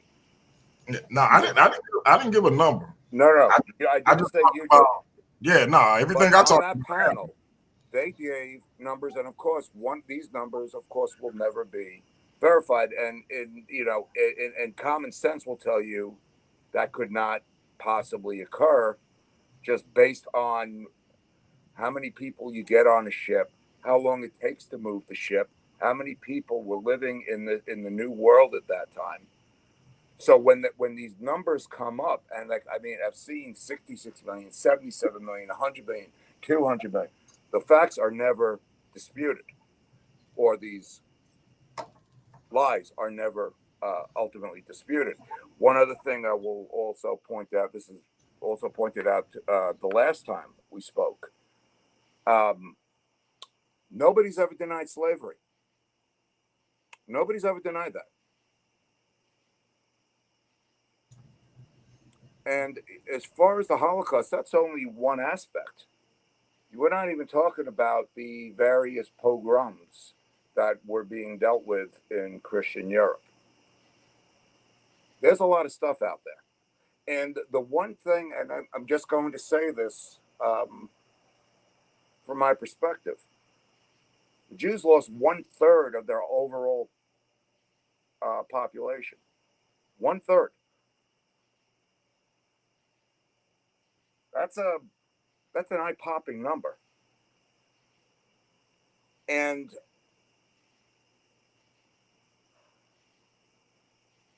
just dealing with various BHI camps out there, I've seen the stupidity of some of these people on the street corners. These idiots that are giving Sieg Heil salutes, or saying that the numbers were not real or genuine, and of course they are, talking out of ignorance and stupidity, and then they start making up their number. So there's a lot more to the story than just what horrible events happened to two separate people or groups of people. I'm not discounting the pain that the Black community has gone through with this. I'm not saying it's not in the back of your mind. I mean, you know, as I said, I don't walk around in your skin. But when you see stuff that gets discounted, as it seems to be so easily discounted, Holocaust denial has been around since the World War II ended. And and here's the one thing I will also say, like you mentioned about cops, killing black, which is true. But I don't think that you were ever blamed for 9/11 either, or being blamed for creating viruses, or being blamed for creating pornography, or being blamed for a whole bunch of other issues that are being spoken to out of like ignorance, hatred, and stupidity. And people do not get called out on it. Okay. What I find also interesting, and if you're going to go just even from the religious aspect of this, how many people will start quoting things out of a book that they have no idea about, specifically the Talmud? Okay, now let me just tell you, I know two stories out of it. It is a book that would take you 7.5 years to read. It's that massive. Okay, and what happens usually, it was a white supremacist group that started cherry picking stuff out of context. Nobody bothered to check with it, and I've seen where that gets used against. And you're talking about people that the majority of Jews do not know anything about the Talmud. turned out, then it became all of a sudden this, this horrible satanic whatever book. And I find it amazing how certain people who never read, one sentence out of this thing are all of a sudden making such, interesting and detailed comments about it. And again, never getting called out. So there's a lot of things about this that it's just understand where I'm coming from with this, because these are things that that had to be defended for, and as far as I'm concerned, for no reason at all. Okay, now let me just say this: you had mentioned about the way the laws were back in the 50s. My mother lived in South Beach in the mid 50s, and she remembers her telling me that blacks were not allowed on the beach after 6 p.m. Okay, so I know something about that. Okay, and from what her description was, it was a horrible time. So I mean, look, I get that. Um, I would rather not do a comparison, who had it worse, whatever, because that's going to be based on, how it, and you already know. I mean, there's a lot of different ways it could be measured, and I mean, I would rather look at positive thoughts and something, plus going forward. No, I understand, and I appreciate that. The only reason I brought it up is because I remember it coming up a couple of times, and it was like, okay, let's examine it in as much as we can without going too far left. And yeah, we can end that where it is, but I think it's suffice to say the Holocaust was devastating for your people, and the Ma'afa. Well, the one thing I can say, there is a positive spin to it, ironically enough. And it was because of the Holocaust that the mindset changed. I mean, quite frankly, Jewish people were the biggest patsies for, 1900 years. And the one thing I could tell you, what I see if you go over to Israel, when they say never again, they mean it. And they apologize to nobody, for it. And unfortunately, I think an event like the Holocaust was a necessity in order to create that mindset. Sad as it is. Yeah, and that's one thing that I wish that black people collectively could adopt with regard to an attitude and a mentality, but we can't come together on who we are as a people in terms of the diaspora, continental. You got people saying they're not Africans, they Native Americans, they Hebrews, etc. So until we figure out who we are, we can't say never again, because we can't even say who it happened to. So that's what pissed me off about this whole identity crisis that we continue to go through. But again, it goes back to the black individual and the black collective have had to simultaneously define and redefine identity, culture, and existence. And that identity crisis is part and parcel to that statement.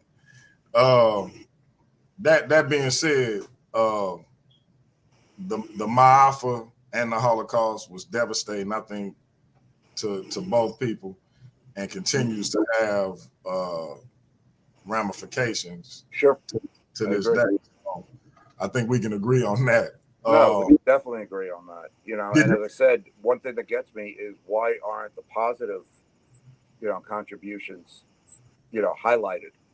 Because I said the whole thing with the red tails. I mean, I only found out about that when, as a middle-aged guy, I didn't know about that. Why wasn't that, advertised? You don't. I mean, you hear about Tuskegee. I mean, but you don't hear about, look at, what has been done, what has been, the positive contributions. And I don't get that. The only reason I knew about black soldiers freeing people from concentration camps was because of my grandfather. Because he fought in World War II. And I didn't find out from him. I found out about him talking about it later on and in life. And so but yeah, I think that it's a lot of positive elements to our history that just kind of get glossed over. You look at somebody like George Washington Carver, who was literally a genius. Correct. And you hear about Stephen Hawkins, Albert Einstein. Mm-hmm. But George Washington Carver was literally a genius. And you hear very little about him unless it's February. But he is one of these individuals, when we think about his contribution, that should be talked about all the time. I couldn't agree more. I mean, it's a positive, force, positive influence. And I don't understand why, this is not being screamed from the rooftops. Yeah, because people don't care, and part of it is we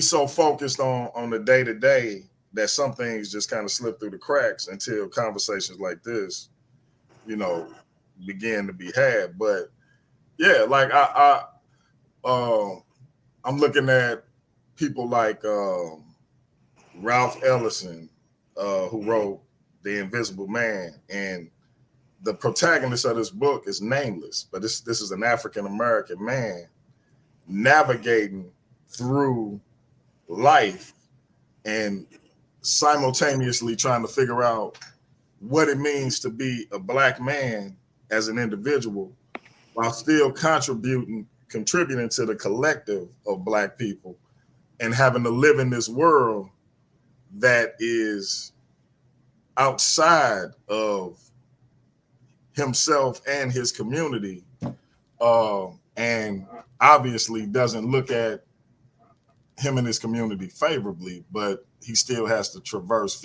through it. And it's called The Invisible Man because racism can make one feel invisible, or it can render somebody completely invisible or unseen and meaningless if you allow it to. And then at the time that it was written, and then in the contemporary time that the novel was written for, many people didn't have a choice but to be rendered unseen. Now I can stand up and I can make some noise for as much as it would do. But then they just had to continue to traverse through this shit. And so before we open it up for questions, did you have any questions for me? No, I think this was a very good conversation, productive conversation. And it was done in a very smooth, professional way. And I mean, hopefully there'll be more of these. I mean, I know where you stand on this stuff, and there's a lot of stuff we agree on. There's some stuff that we're going to have difference of an opinion on.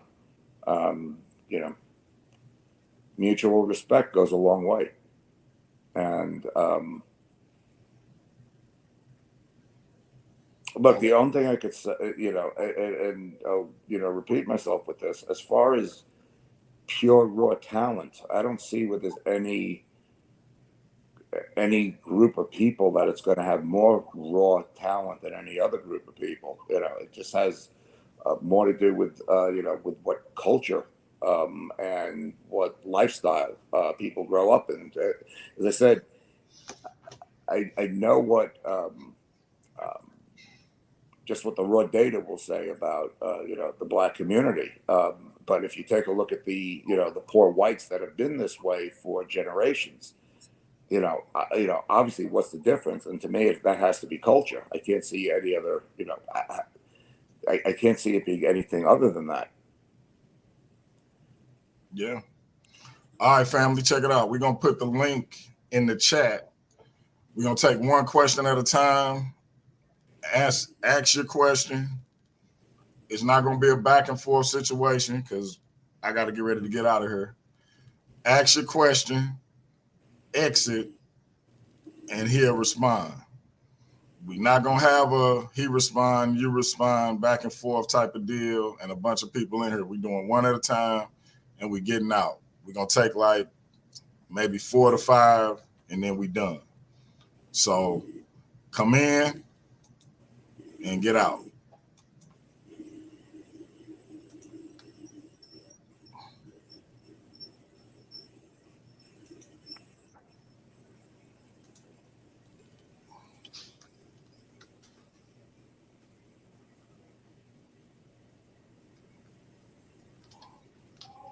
I see ISUPK. Yeah, I'm not surprised.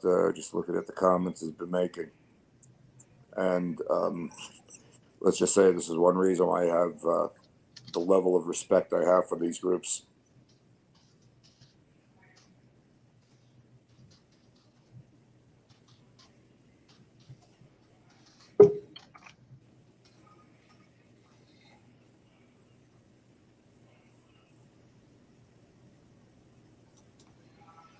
All right, my sister, Not a Black, is saying that your device is not connected for some reason.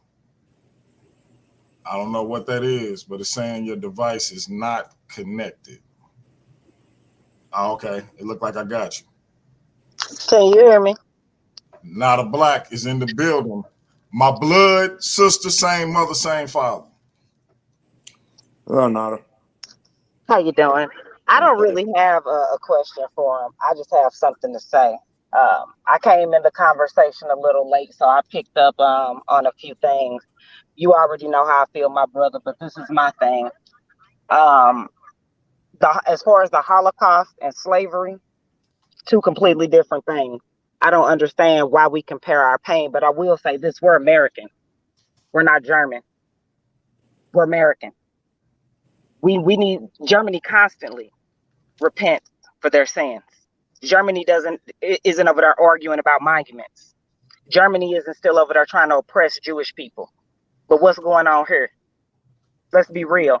It's a constant. It's a constant. Our boy Joe Biden is not thinking about reparations. Everybody gets reparations, but the people who built this country for free, who died. We're talking about how many people died in the Holocaust. We don't even know how many people died in slavery because we were property and they didn't have to let anybody know. Let's be real about this. This conversation about the Holocaust. We have to read Diary of Anne Frank every year in school.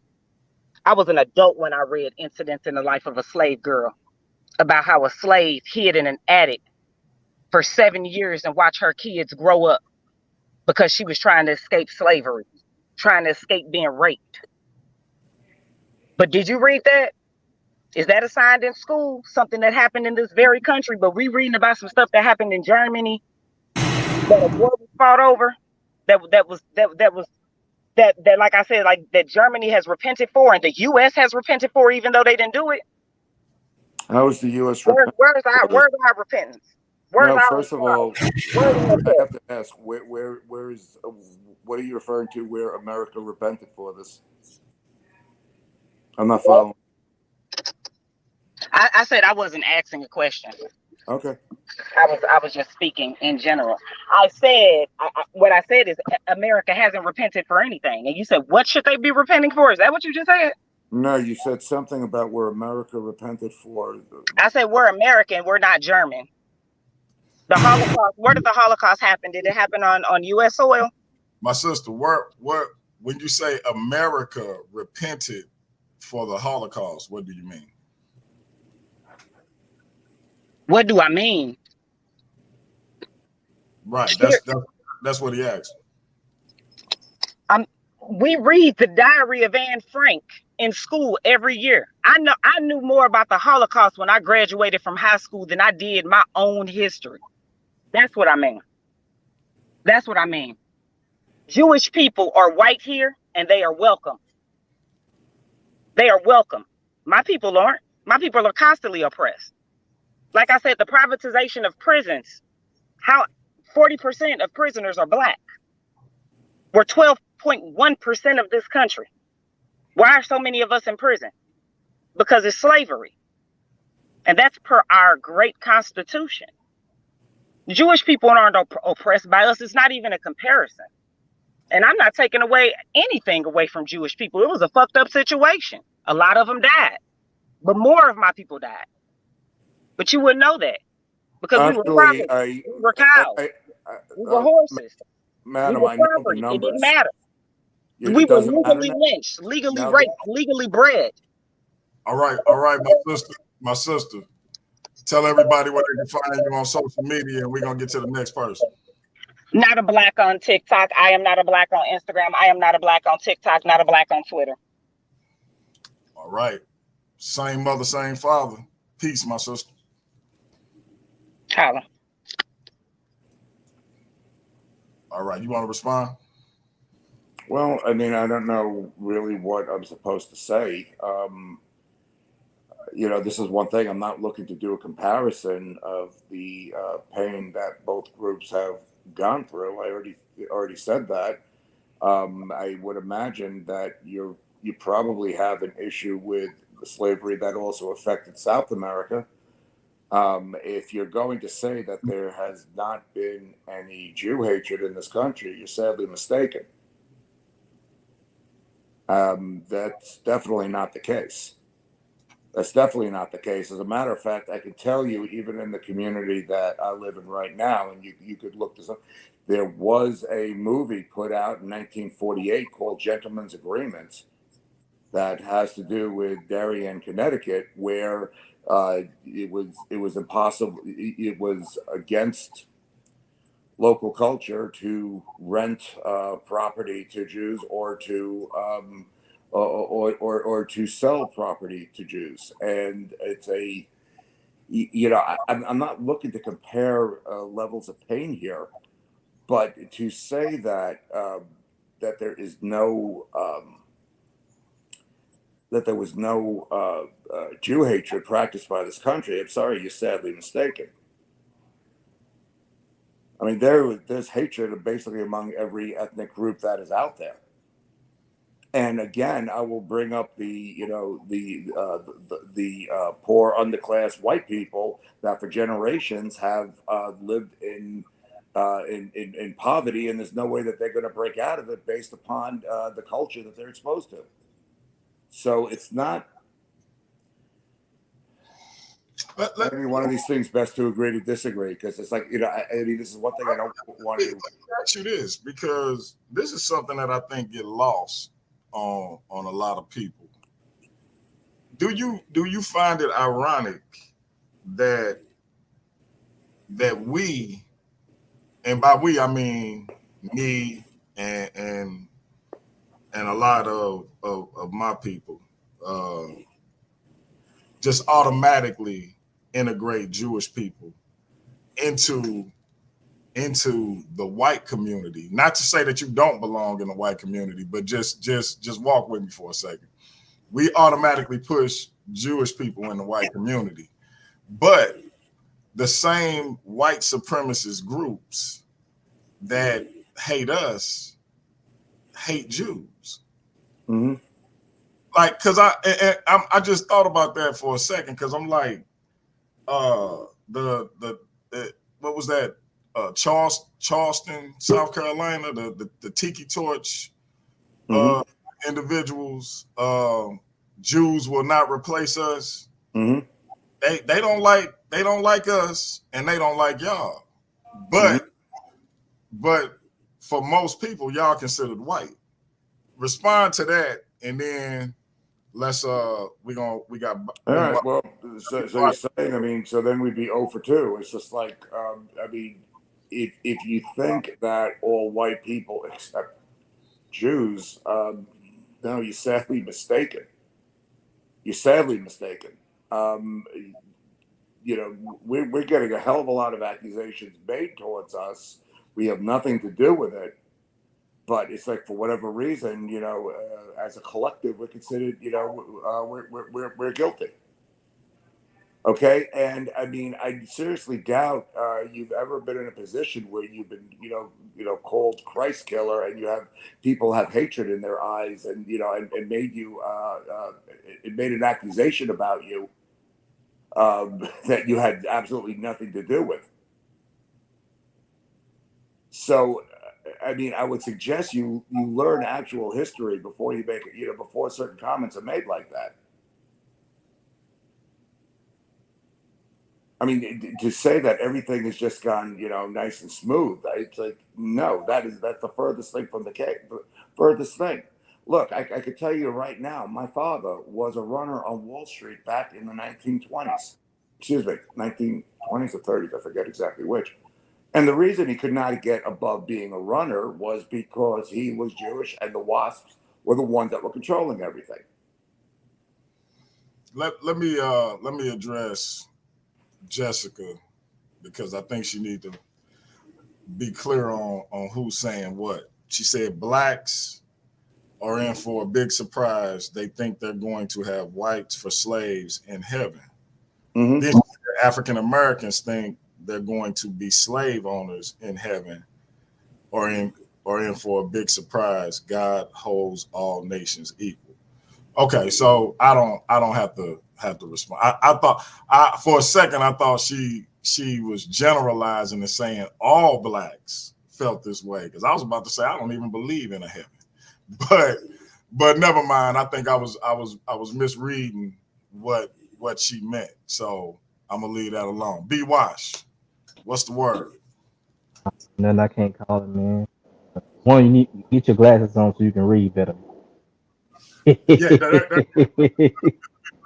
me put the spectacles on, and happy birthday to you, bro.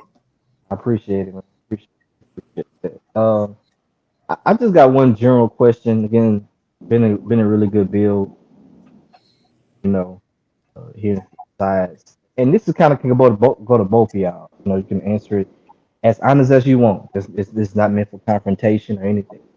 But given the history of specifically Black Americans and the history of the Jewish people in America, you think you would have polled, say, 20, 30 people from either group and X, Say given this all again. that you, I'm sorry. Could you start again? yeah, if you would poll 20 or 30 people from in each group, right? You would have asked them this question: would you take what you've been through in this country over what the other group has been through leading up to the country? So if you black in America, would you have taken everything that Holocaust on through all the stuff that you spoke about before? I don't want to repeat and everything, and not taking away anything from the Jewish people. But if you black, would you say I'd rather take that than what we went through? Or if you're Jewish, would you say I'd rather take what the Black Americans have been through than what the Jewish people in America have been? So both of y'all can answer this. For both of y'all, it's not a confrontational question. Just your opinion based off interactions from those groups. All right, my brother. Listen in, and we'll get that answer for you.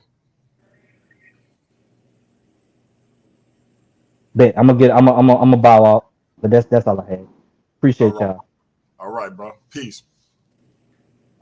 Okay, All right, David, you want to go first? sure. I mean, I'm looking at a 1900-year history. This is not just the Holocaust, but this had the pogroms, Spanish Inquisitions. Um, you're talking about burning people alive inside of synagogues by Martin Luther. There is an immense amount of stuff that's out there that is, it's like you might have been taught in school about the Holocaust, but I seriously doubt it is well known about how Martin Luther decided to burn men, women, and children alive inside of a synagogue, or synagogues, plural. If you want to talk about the Jew hatred, okay, and I'm not even going to say in America, let's just say in even in Europe.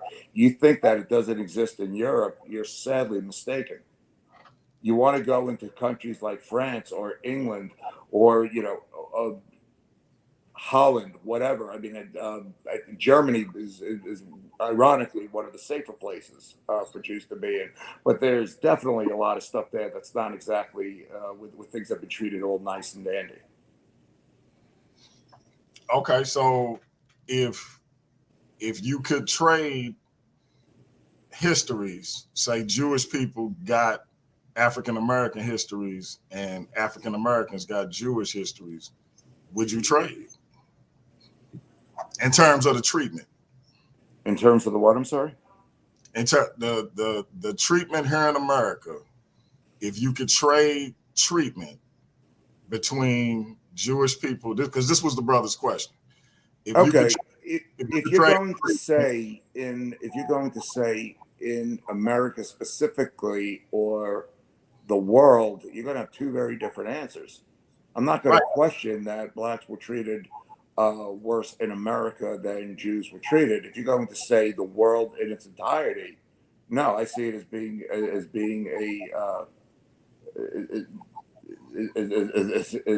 being a much bigger issue.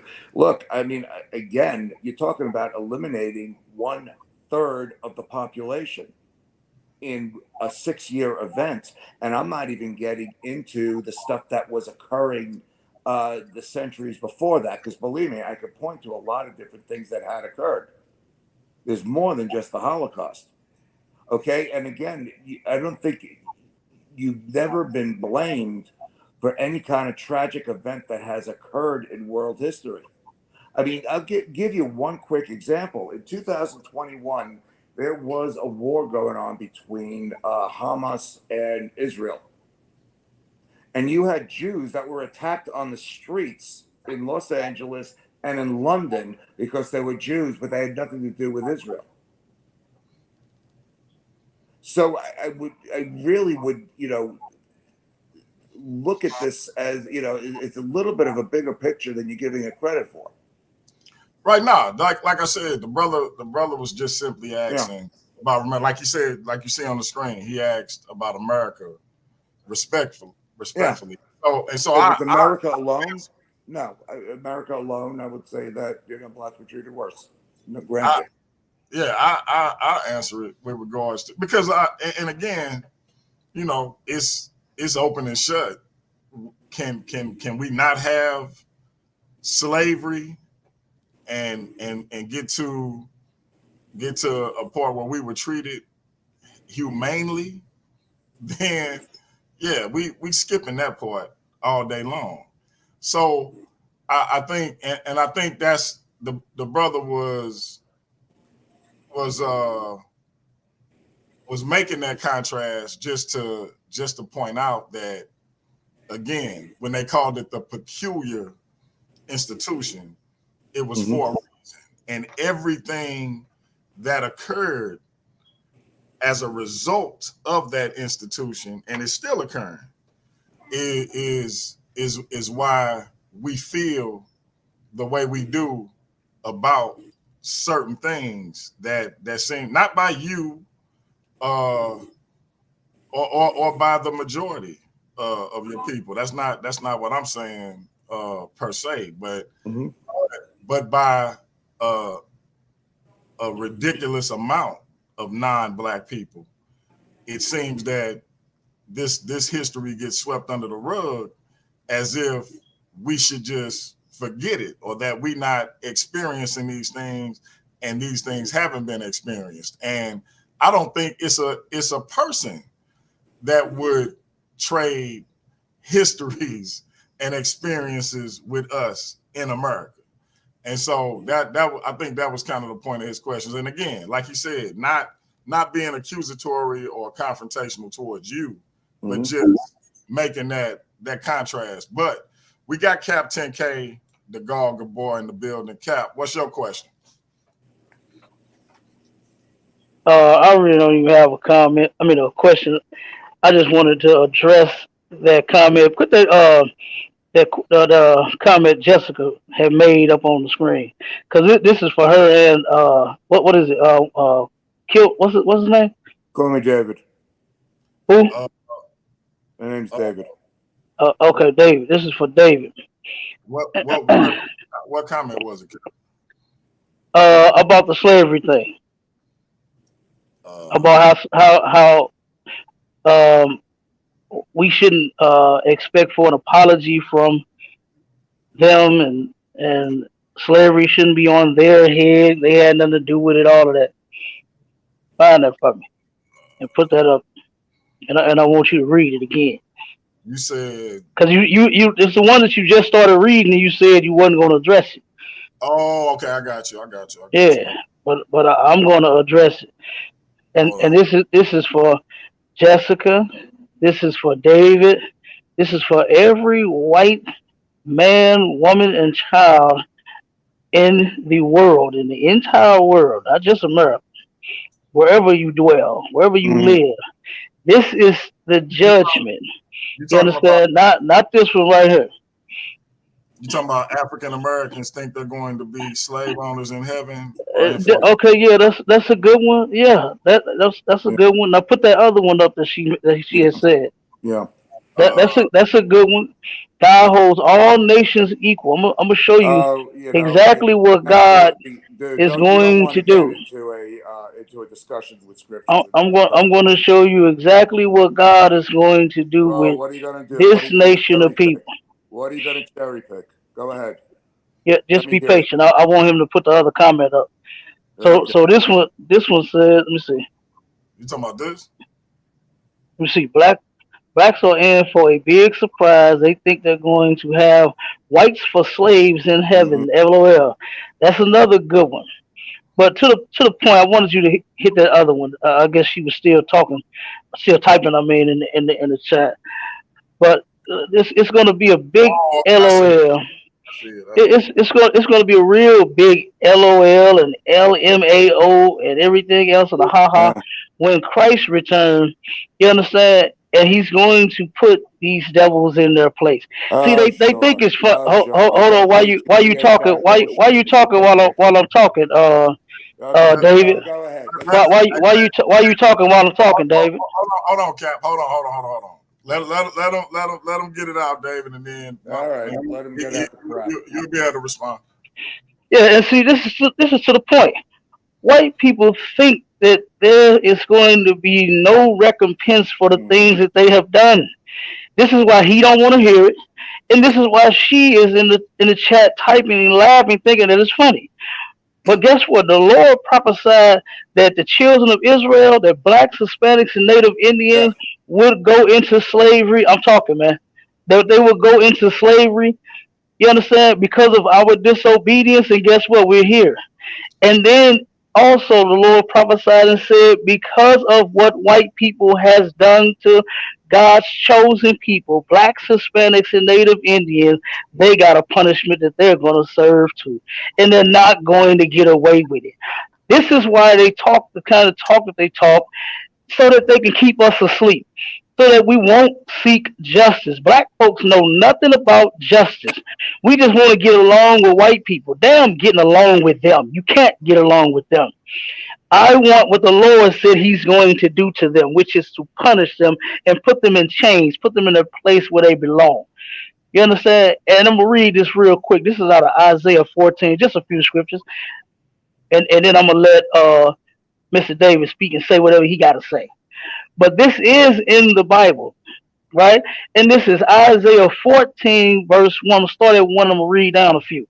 It says, for the Lord will have mercy on Jacob and will yet choose Israel and set them in their own land. See, right now, since we was disobedient to the law, we scattered all over the place. We don't have a homeland. You understand? The west side of St. Louis is our homeland. You understand, DMG? What you say your mom was in from? Kenlock was our homeland inside of someone else's land. You understand? We don't have a homeland. Think about it. Everybody else has a land that they can go back to. They come here and they go back home. The only ones who don't is us. But the Lord said He's going to choose Jacob. And Jacob and Esau, when you go in the Bible, they were twins. One is the progenitor and the forefather of the so-called black man, the Israelites, and the other is Esau is the progenitor of the white race, right? And it says, and the strangers shall be joined with them, and they shall cleave to the house of Jacob. Verse 2. And the people shall take them and bring them to their place. Now, the strangers that it's talking about that we're going to bring to our place is talking about so-called white man. And it says, and the house of Israel shall possess them in the land of the Lord for servants and handmaids. This is what the Bible says. This is speaking directly to what Jessica has said, and this is speaking to what David don't want me to bring out. That's why he was trying to interrupt me. Okay, is that the Lord said we're going to possess them. It didn't say we're going to be, friendly neighbors, that we're going to be hanging out and kicking it with each other. The Lord said that we are going to possess them in the land for servants and handmaids. What the white man is fighting so bad is to be a slave. He's going to be one. He, out of everybody on the earth, will not let no one, not even his own people, treat them like slaves. They refuse to be treated like us. They will die first. You understand? But the Lord said it's going to happen. So ain't no getting around it. All right. And it says, they shall take them captives whose captives they were. Who had us in slavery? That's what a captive is, a slave. And who had black people in slavery? White people did. And the Lord said that we're going to take them captives, whose captives we were. Right? Because guess what? I know it looks bad here, but we are going to get up out of this. We are going to get up out of this. And the Lord is going to do it. Right? And then it says, and they shall rule over their oppressors. What is ruling over? We're going to control them. You understand? They are going to be slaves in the land of the Lord, like what the scriptures say. In the kingdom of heaven, they are going to be slaves, white people. I know nobody on the planet actually believes it for real. Because guess what? Look at the white man. Look at him. He dominates everything and everybody. You understand? You just can't see this happening. You laughing because you think it's funny. You understand? But what the Lord said is going to happen. It happened to us, and it's going to happen to them. Right? And then it says, and it shall come to pass in the day that the Lord shall give thee rest from thy sorrow. Right?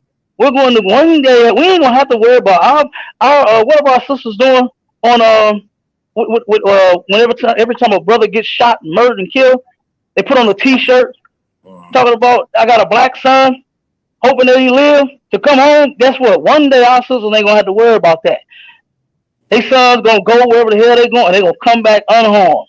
Why? Because the murderer of the earth will finally be in his place where he belongs. In chains. He's a murderer. He's a cancer. He's a virus to this place. Right? And then it says, and from thy fear, we're going to get rest from thy fear. Black people are scared as hell of white people. Right? And from the heart, you see how you doing? Go ahead, Cal. And from the hard bondage wherein thou wast made to serve. The Lord is going to, one day, we're going to get rest from all of this pain and this suffering. We ain't going to have to hear about no goddamn Germany and no Jew and what happened to them and what did and did not happen. We're going to have to worry about none of that. You understand? Because you asked him a question and he didn't answer it. And he told you, hey, I've never been in your shoes. I don't know how you feel. They don't have the ability to understand where we come from. They are murderers and thieves. You saw what he put on that last video that we was doing. He put war on there when he came up there and made that silly comment talking about because what he was talking about, what you asked him about was that that dude, what's his name, Ryan Apologetics, calling their brother on his live a nigga. And he came on there and commented and said, what did he say? He said, oh, we got called a widow. Oh, word. Ha, ha, ha. This is what David, a man in a kilt, had to say. He Cap. thought it was funny too. I'm finna wrap it up right here with this one right here. All right. And then this is what it says in verse 21. It says, prepare slaughter for his children, for the iniquity of their fathers. The Lord ain't like what Jessica said. He's going to hold everybody accountable. No, he's going to hold the white man accountable. Since you won't hold yourself accountable, because DMG, I heard you kept saying, oh, I would never, use a derogatory term towards you. That's because you got some sense. He don't. That's why he ain't addressed nothing. He went around everything you were saying. That's why he immediately started talking about his damn wife and everybody else. Because he don't care about the sufferings of black people. He could care less about what we've gone through. He told you, I don't know what you feel because I'm not in your shoes. Martin Luther King tried to get white people to show how painful it was for them to oppress us, and they blew the man's brains out. The hell we still trying to talk to them for and reason with them for? We need to be separating from them. There's no getting along. There's no walking into a bar, an African and a damn Jew. You'll end up dead. Someone walking in a bar with them, thinking you finna go and have you a Coors Light. You better stop with the foolishness, man, and separate from these people. All right, and I'm done. Are you not entertained? Are you not entertained? Is this not why you are here?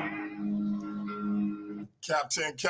All right, brother, I'm going to holler at you. Let the people know what you got going on. Oh man, you know we got going on our regular classes. We was down for the week due to the flood. You understand, and the situation here in the building, but we didn't got it all cleaned up here, and we gonna resume with our classes tomorrow. You understand, regular schedule from 7 to 9 p.m. Central Standard Time. We got our food drive coming up on it's gonna be the third Friday of August. You understand? We got the lecture coming up in October, the salvation for everyone or Israel. You know what I mean? We're gonna have that here right here in the city of St. Louis. Much needed lecture. You know what I mean? A ongoing and pressing topic to where I see our people are still trying to save white people. And it's just no saving them. And then I don't see that on the other end. I never see white people going out on a limb trying to say black. They can't even keep their murderous hands off of them. So we definitely gotta have that lecture. You understand? And we got a few other things. We got a couple of other cookouts. We just did the Midwest cookout this past week. You know what I mean? And it was glorious, man. And we got some more. We got the one out in New York going down this month in August. We got another one going down in Nashville, Tennessee. But Arizona is going down. So all you got to do is look up our website, isupk.com, and get all the information. Or you can call us here, right here in the city of St. Louis, at 314-696-8288. That's ISUPK St. Louis, under Commander General Yohana. I'm Captain K, the Goggle Bar, and I'm gone, DMG. And you can catch Appreciate Captain Gabor and the brothers of ISUPK St. Louis right here on Paradigm Shift TV every Sunday at 11 with Sharpen Your Sword Radio, also broadcast on their channel, ISUPK St. Louis. So check them out. Come in, challenge them, ask your questions. He take on all comers. All right, Cap, we'll holler at you. Appreciate it.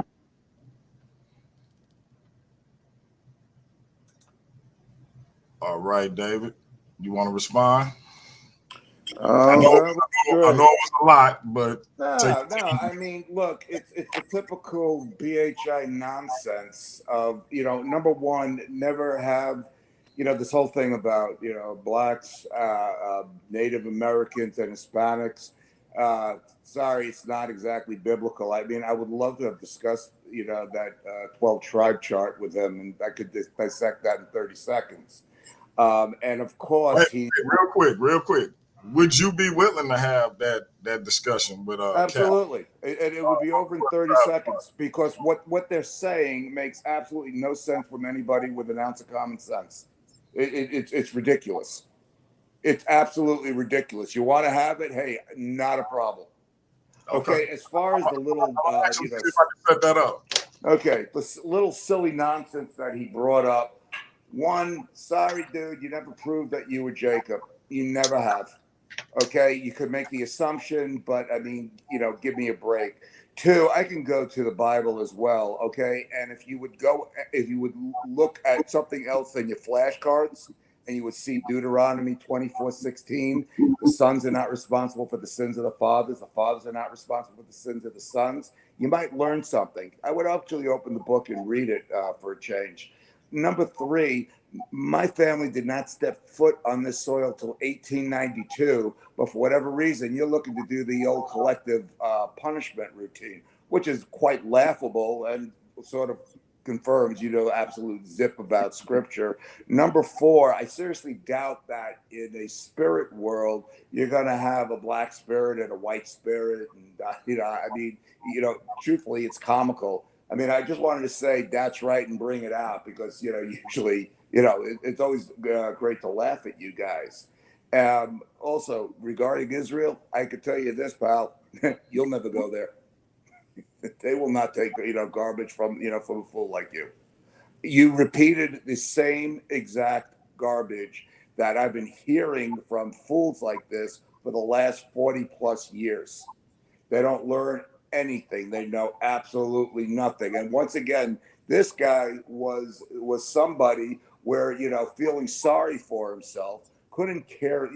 He's not interested in any kind of improvement. He's looking to blame everybody for his lot in life, as opposed to trying to improve his own, improve his own condition. So it's just like there's nothing really much more I could say about this. This is laughable. If you were to see the comments that this guy was making, I mean, all I could say, guy, you're going to be a fool that's going to rant on a street corner till you are old and gray and accomplish nothing with your life. Not an issue. And look, I mean, there's really, I don't know what else I could do to address this fool and the nonsense he was talking about. Because clearly, and Isaiah 14:1, that applies to the real Jews, the guys over in Israel. Sorry, bud, you don't qualify. All right. So with that being said, I think if you did want to have that dialogue, debate, discussion, whatever it would be dubbed on the 12 Tribes chart, I'm sure Cap or But also another thing, it's like here's something else. This guy's making certain comments. I mean, it seems like Guerrilla Hebrew sort of got outed. So leader of one of the camps is actually a white guy, based upon and there's loads of proof on that. Loads of proof. And I'm still waiting to see you prove that you are Jacob. I never could seem to get one of you guys to actually say that or to prove it. Because if you think that your word means anything, you guys have been caught lying time after time. I mean, I'm sorry. I look at you as clowns. How else am I supposed to, take you? Look at everything that you're saying here. You feel sorry for yourself.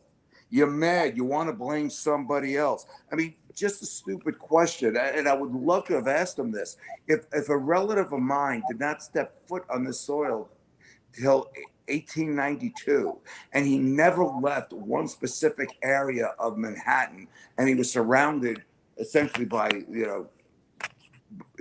by Jewish people, that's it. For whatever reason, this guy thinks because there's white skin, therefore he should get punished. It is so laughable. I don't even know how to respond to somebody like this. It's ridiculous. Yeah, there he goes. Cold devils. Yeah, come on, bring it out. That's right. What else can I help you with?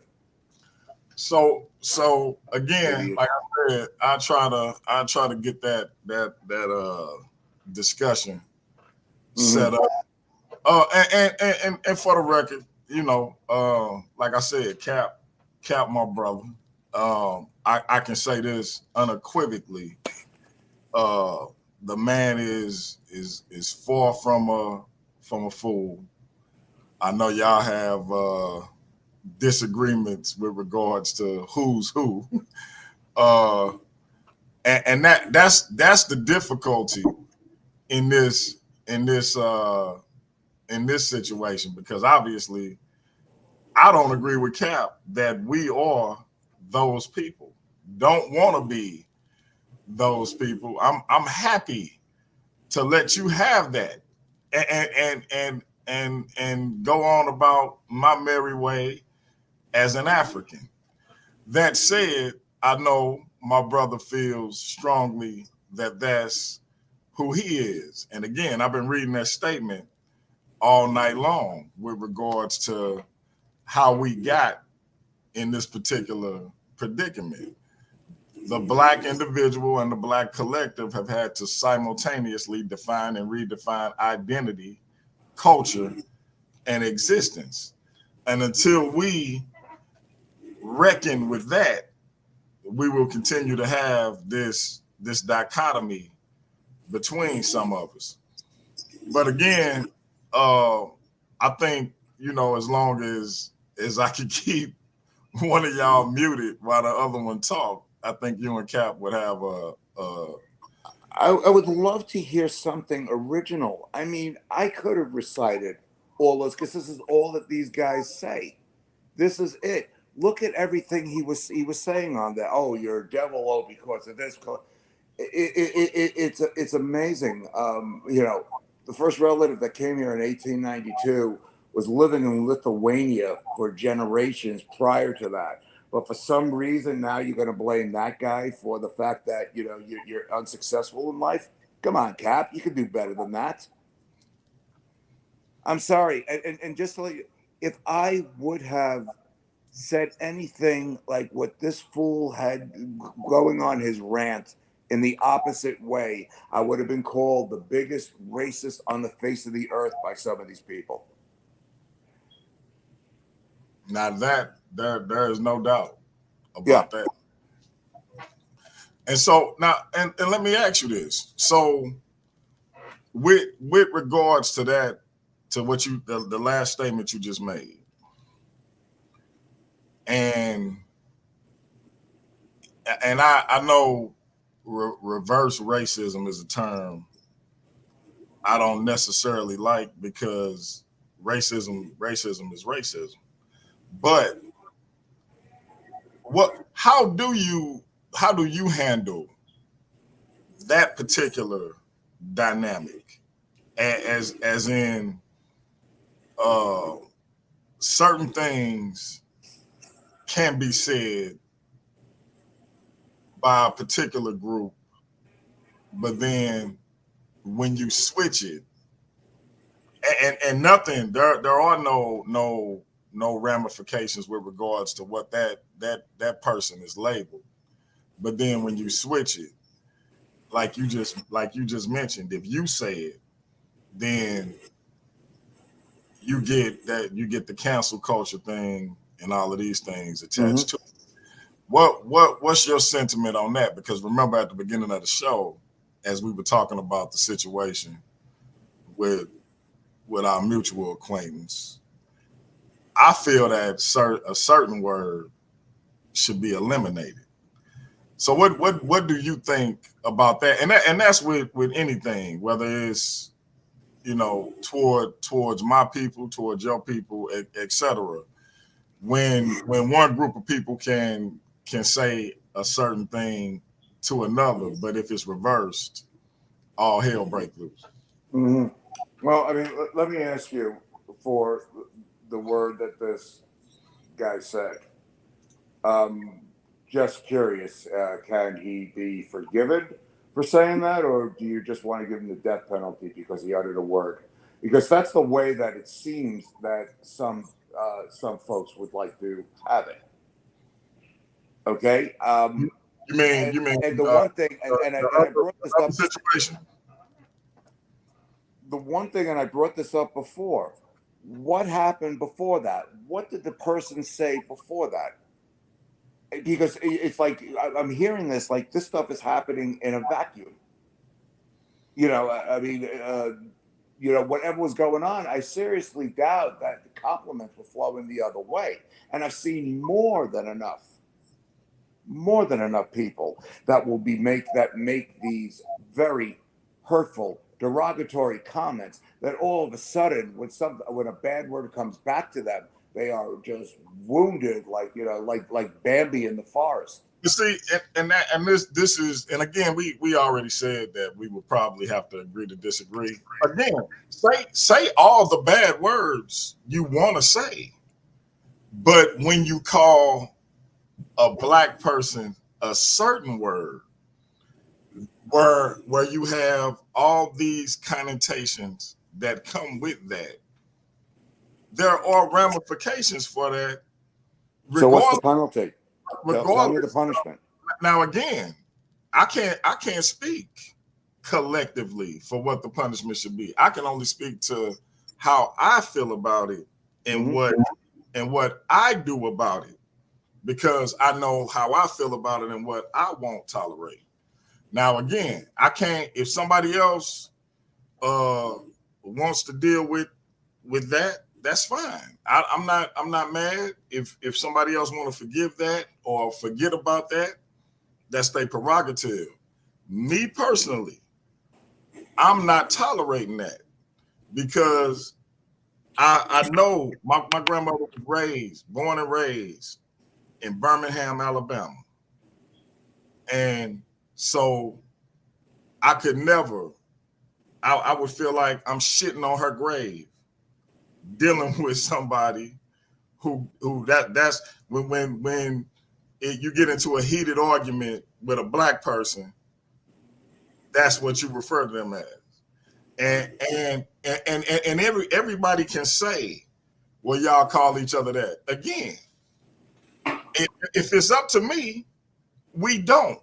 But since some of us do, does that mean I should tolerate it from everybody else? I'm asking, it's not rhetorical. So because we've as people say, we've taken the word and flipped it or whatever idiom they give it. Because of that, so now I'm supposed to say, oh, it's okay? I'm not saying that. I'm asking you, what is a proper punishment? I mean, should the guy just be put in the chair and just executed for saying a word? That's what I'm asking. I don't think this individual should be executed at all. Yeah, well, that's good. I don't think anybody that hasn't demonstrated hate should be. Now, if you have the people, the men that bombed that church in Birmingham, and those 3 young girls lost their life, those men should be executed. I agree. The men who burned black people alive and took pieces off of them, and people took pieces of that man home as souvenirs. Those people should suffer grave consequences. Agree. Him uttering a word in anger, it isn't the same as those actions. So again, my reaction is completely from a personal standpoint. And like I said, it's just, that's something that I personally cannot tolerate. But if, I saw the brother J Mac in the chat. If J Mac is cool with it, if you cool with it, if whoever is cool with it, that's their personal decision. I'm not here to judge what somebody else finds offensive or finds offensive, but understands all of that. I get things get heated, but like I said, it's I don't even know what a derogatory term for a Jewish person would be, but let's say it's spike or something stupid like that. That again, me and you get into a heated argument. I could say MFer a-hole, Yeah. piece of shit. Yeah. It's a million different idioms I could come up with besides this. And again, let's say that this is a particular term that Jewish people were called in the concentration camps. It's a million different things I could think of to call you during our heated exchange, and that, and still curse you out just as well. So you know that. So we still have to put some thought into what we say. That's all. Just like I would, I expect other people to. Well, your ISUPK friend over there, now I see he's already called me a racist, which sort of is interesting because that's just like the Sakari guy, I guess, because I must be thinking it. Okay, this is the standard that this fool thinks he can implore, and this is why I have a zero tolerance with somebody like that. I mean, look, he goes on, you know, and by the way, it's a very good thing he has his flashcards, because clearly he does not understand scripture. He has absolutely no idea how the thing goes. As far as the thing with the word, I mean, I'll ask again, what is the proper punishment? Should this guy be completely canceled? Should he be put in jail? What is the punishment for that? And just curious, you know, what about when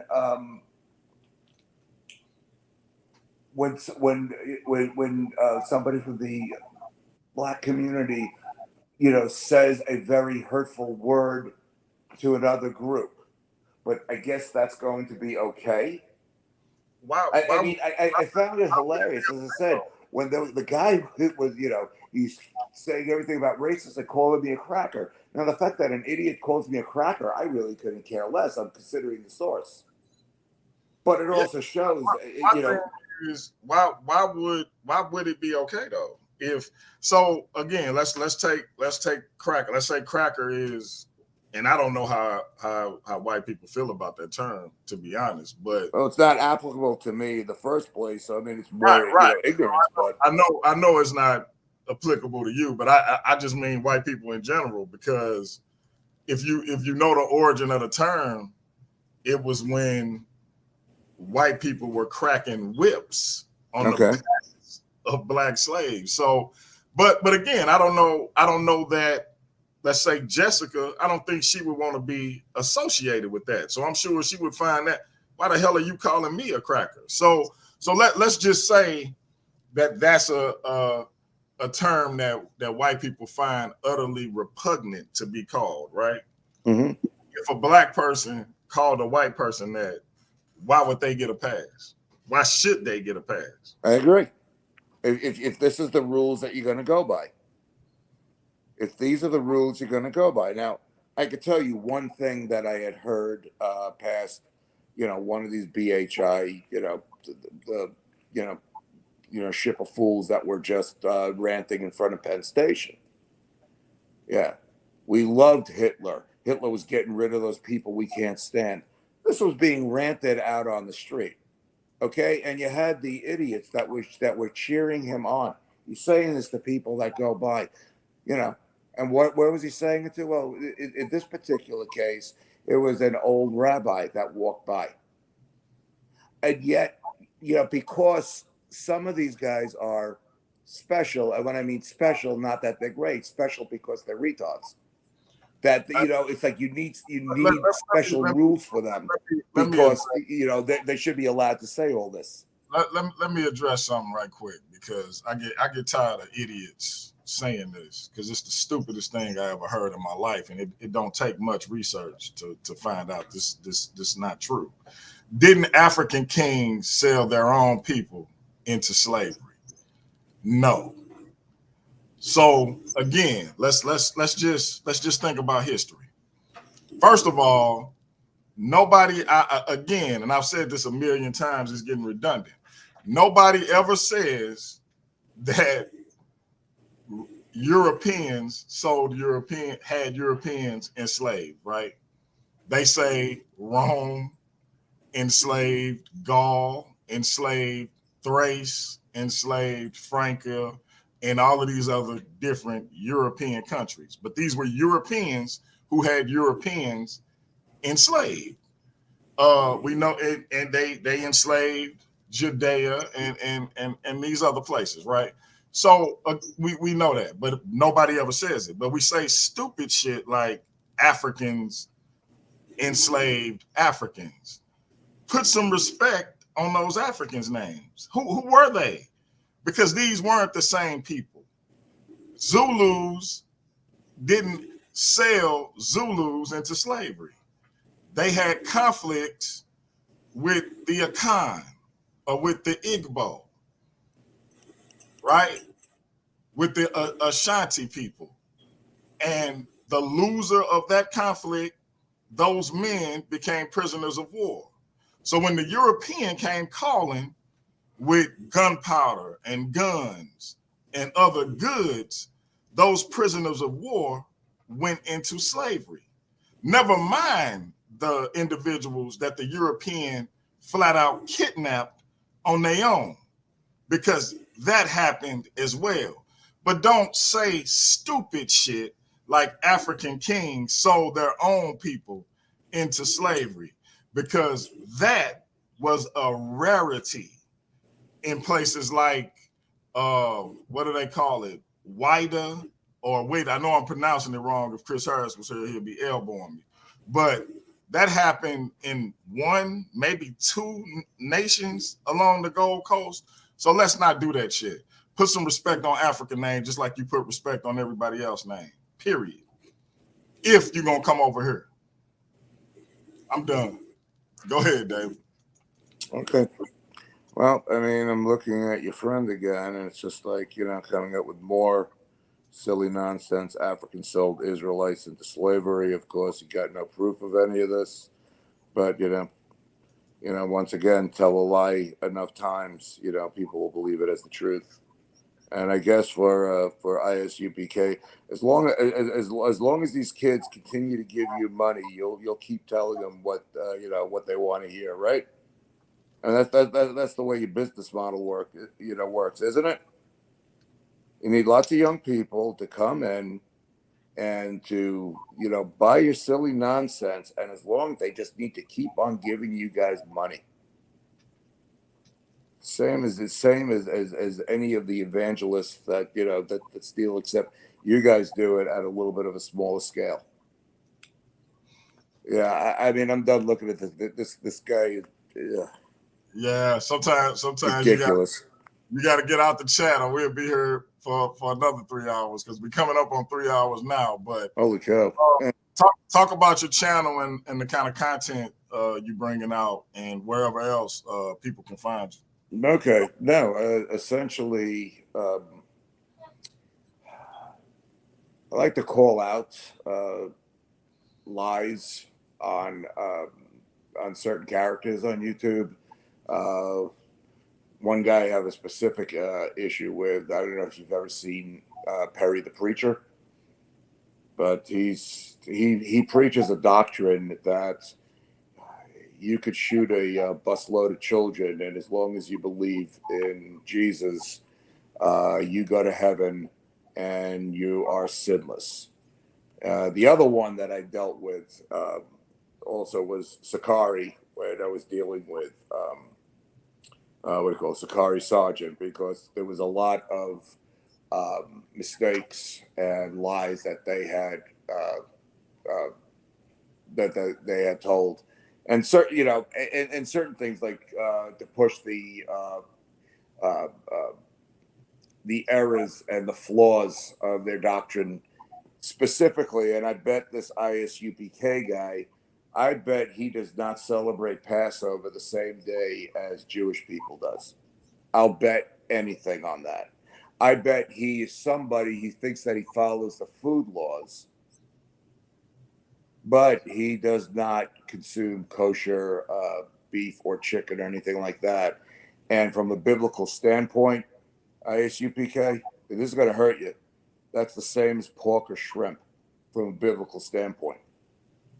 So there's a lot of boo-boos you make it on this and stuff like that. I mean, I am got an idea for other kinds of for another kind of channel, actually a workout channel, because right now I've actually gotten more into the calisthenics and training, and my 61st birthday challenge will be 150 push-ups in 10 minutes. I did that last year, Oh and shit! I'm not a small guy. I'm, 6'5", about 60. Let, So let me yeah. say this. Let me say this. At 61, you got me beat.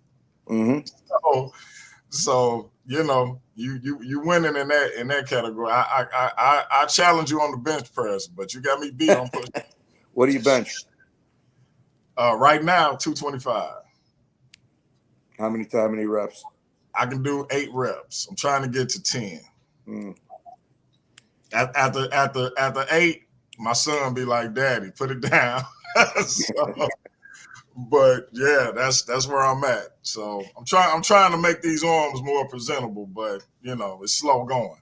Yeah, I mean, I flipped to calisthenics about 7-8 months ago, because I was looking at some of these workout channels.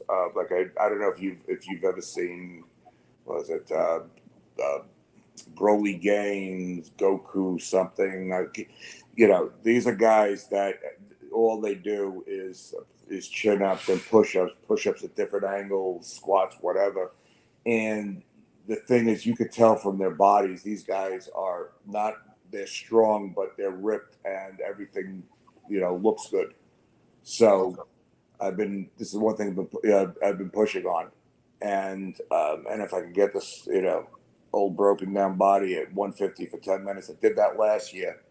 That's going to be my 61st birthday challenge. So figured might as well go in with something like that.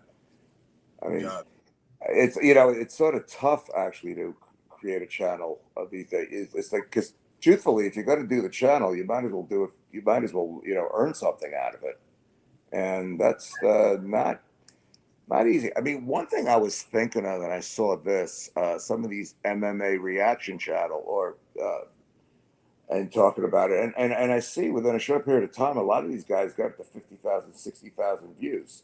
easy. Because Yeah. whenever because that stuff gonna get hits, and then the reactions and all. Yeah, that's actually a good idea for some content, especially if you into the product. So I mean, you know, that's something to think about. Yeah. So, Yeah. but one thing we didn't touch on Yeah. I'm gonna have to have you back when you get time, and I'll reach out to you, see when we can do it again. We didn't touch on the fact that my brother Cap and other Israelites like yourself, they believe in Christ. I Mm-hmm. know you don't. How much of and as much as you can, so we can wrap it up, Sure. and then like I say, we'll elaborate on it more next time. Okay. How is that against what you believe in as in terms of Judaism? Okay. I mean, I'll go high level here. There's some fundamental issues that have with Jesus that don't see where he met the requirements of the Messiah. There's certain concepts such as the virgin birth and such that it's not a Torah concept. It's not a Tanakh concept. But the one thing I have to say with Jesus, and Jessica and Dave know this because I've spoken with them about this, as well, is that what I find interesting about Jesus is that there were many people back in those days that claimed to be the Messiah, yet he's the only one that made it out. And I find that fascinating because you figure you would, laws of probability says you're going to have, several followers of, guy A, guy B, guy C, whatever. But that just did not happen. One thing that does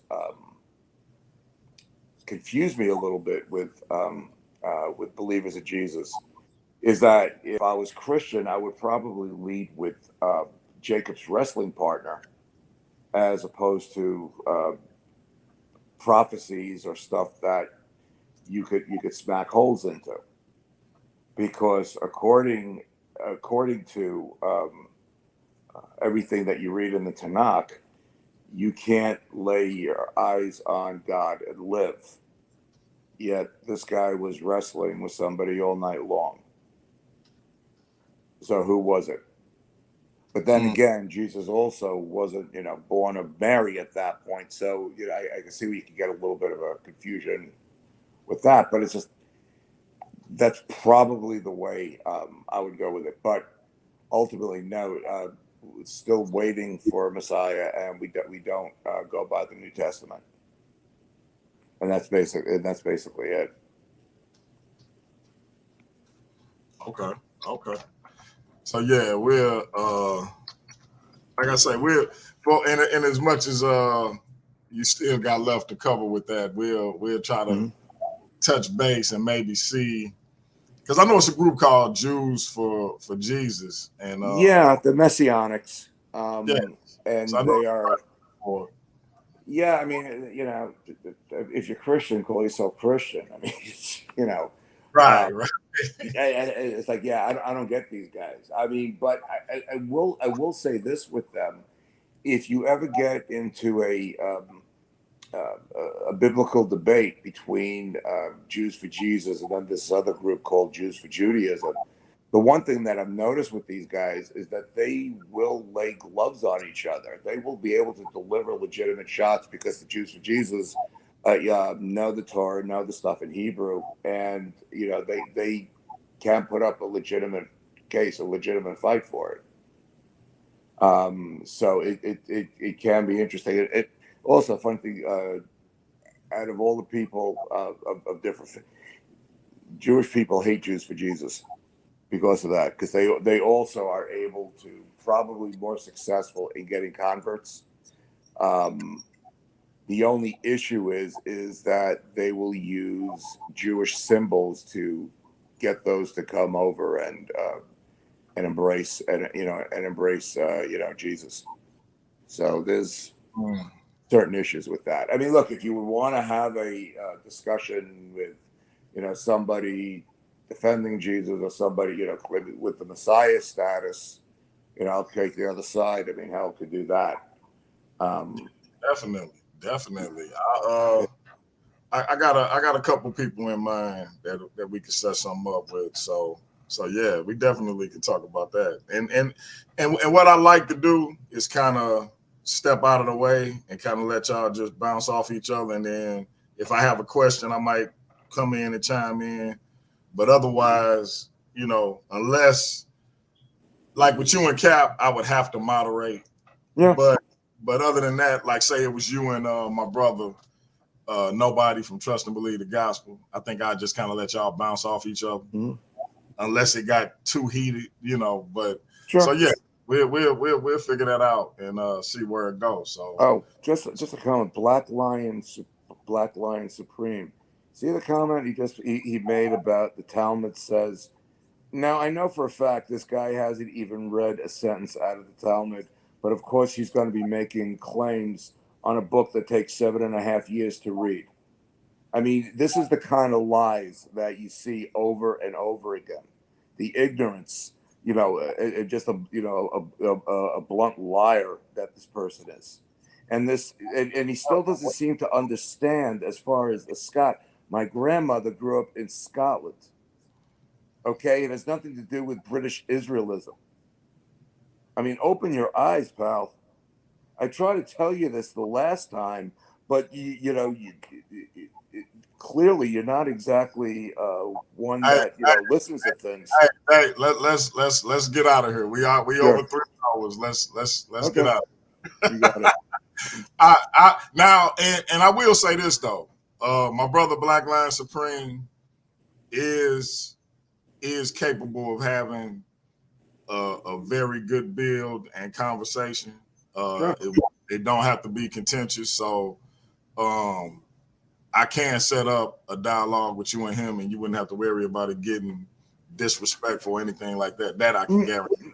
It may get dialed up, but it won't get No. ridiculous. You know what I mean? I could be calm. I mean, just even what he mentioned, I would love to go into the specific Talmud story that he's referring to, because I know that he's lying. I know for a fact that he's lying. And BLS, if I'm not lying, perhaps you could point me to the story that you're referring to. You could do that right now. Well, real quick, because I've been on here for 3 hours. I gotta go tend to the wife. If y'all know what I mean. And so we let's set this up for maybe later in the week, Sure. as long as my brother available. I'll check with him. I'll give you a call and let's set that up. Does the Talmud say black people are cursed? And we can get to it. So but yeah, what's the name of your channel? Chosen One in the Kilt. Chosen One in the Kilt. For those who haven't checked it out, go check out his channel, and we're gonna have him back on soon. Hopefully, him and my brother BLS can get that conversation on sometime this week. And brother, I appreciate you coming on and having this dialogue with me. I think it was a good conversation. Likewise, I do as well. Fortunately, this kind of conversation will get heated, so it's. But this was good. No doubt. All right, man. I'll check in with you and then see when we can put that together with you and BLS. You got it. All right. Peace. All right, man. Take care. All right, family. So, I think the conversation went good. Brother was very respectful, answered questions. It wasn't a contentious situation. Even the questions that he got from the people in the audience, even when it was turned up, he waited, answered. Not much more we can ask for. Coming into hostile ground. So very good sport. Looking forward to having him back on. Hopefully we can get that conversation popping. And BLS said set it up. So we're gonna try to get that on sometime between maybe Wednesday and Friday. So I'll let y'all know when we get that nailed down. So until next time, we'll be black at you. This is Paradigm Shift TV 314. It's your brother DMG the Poet. That was our brother David from Chosen One in the Kilt. And we'll be black at it again. Till next time, peace.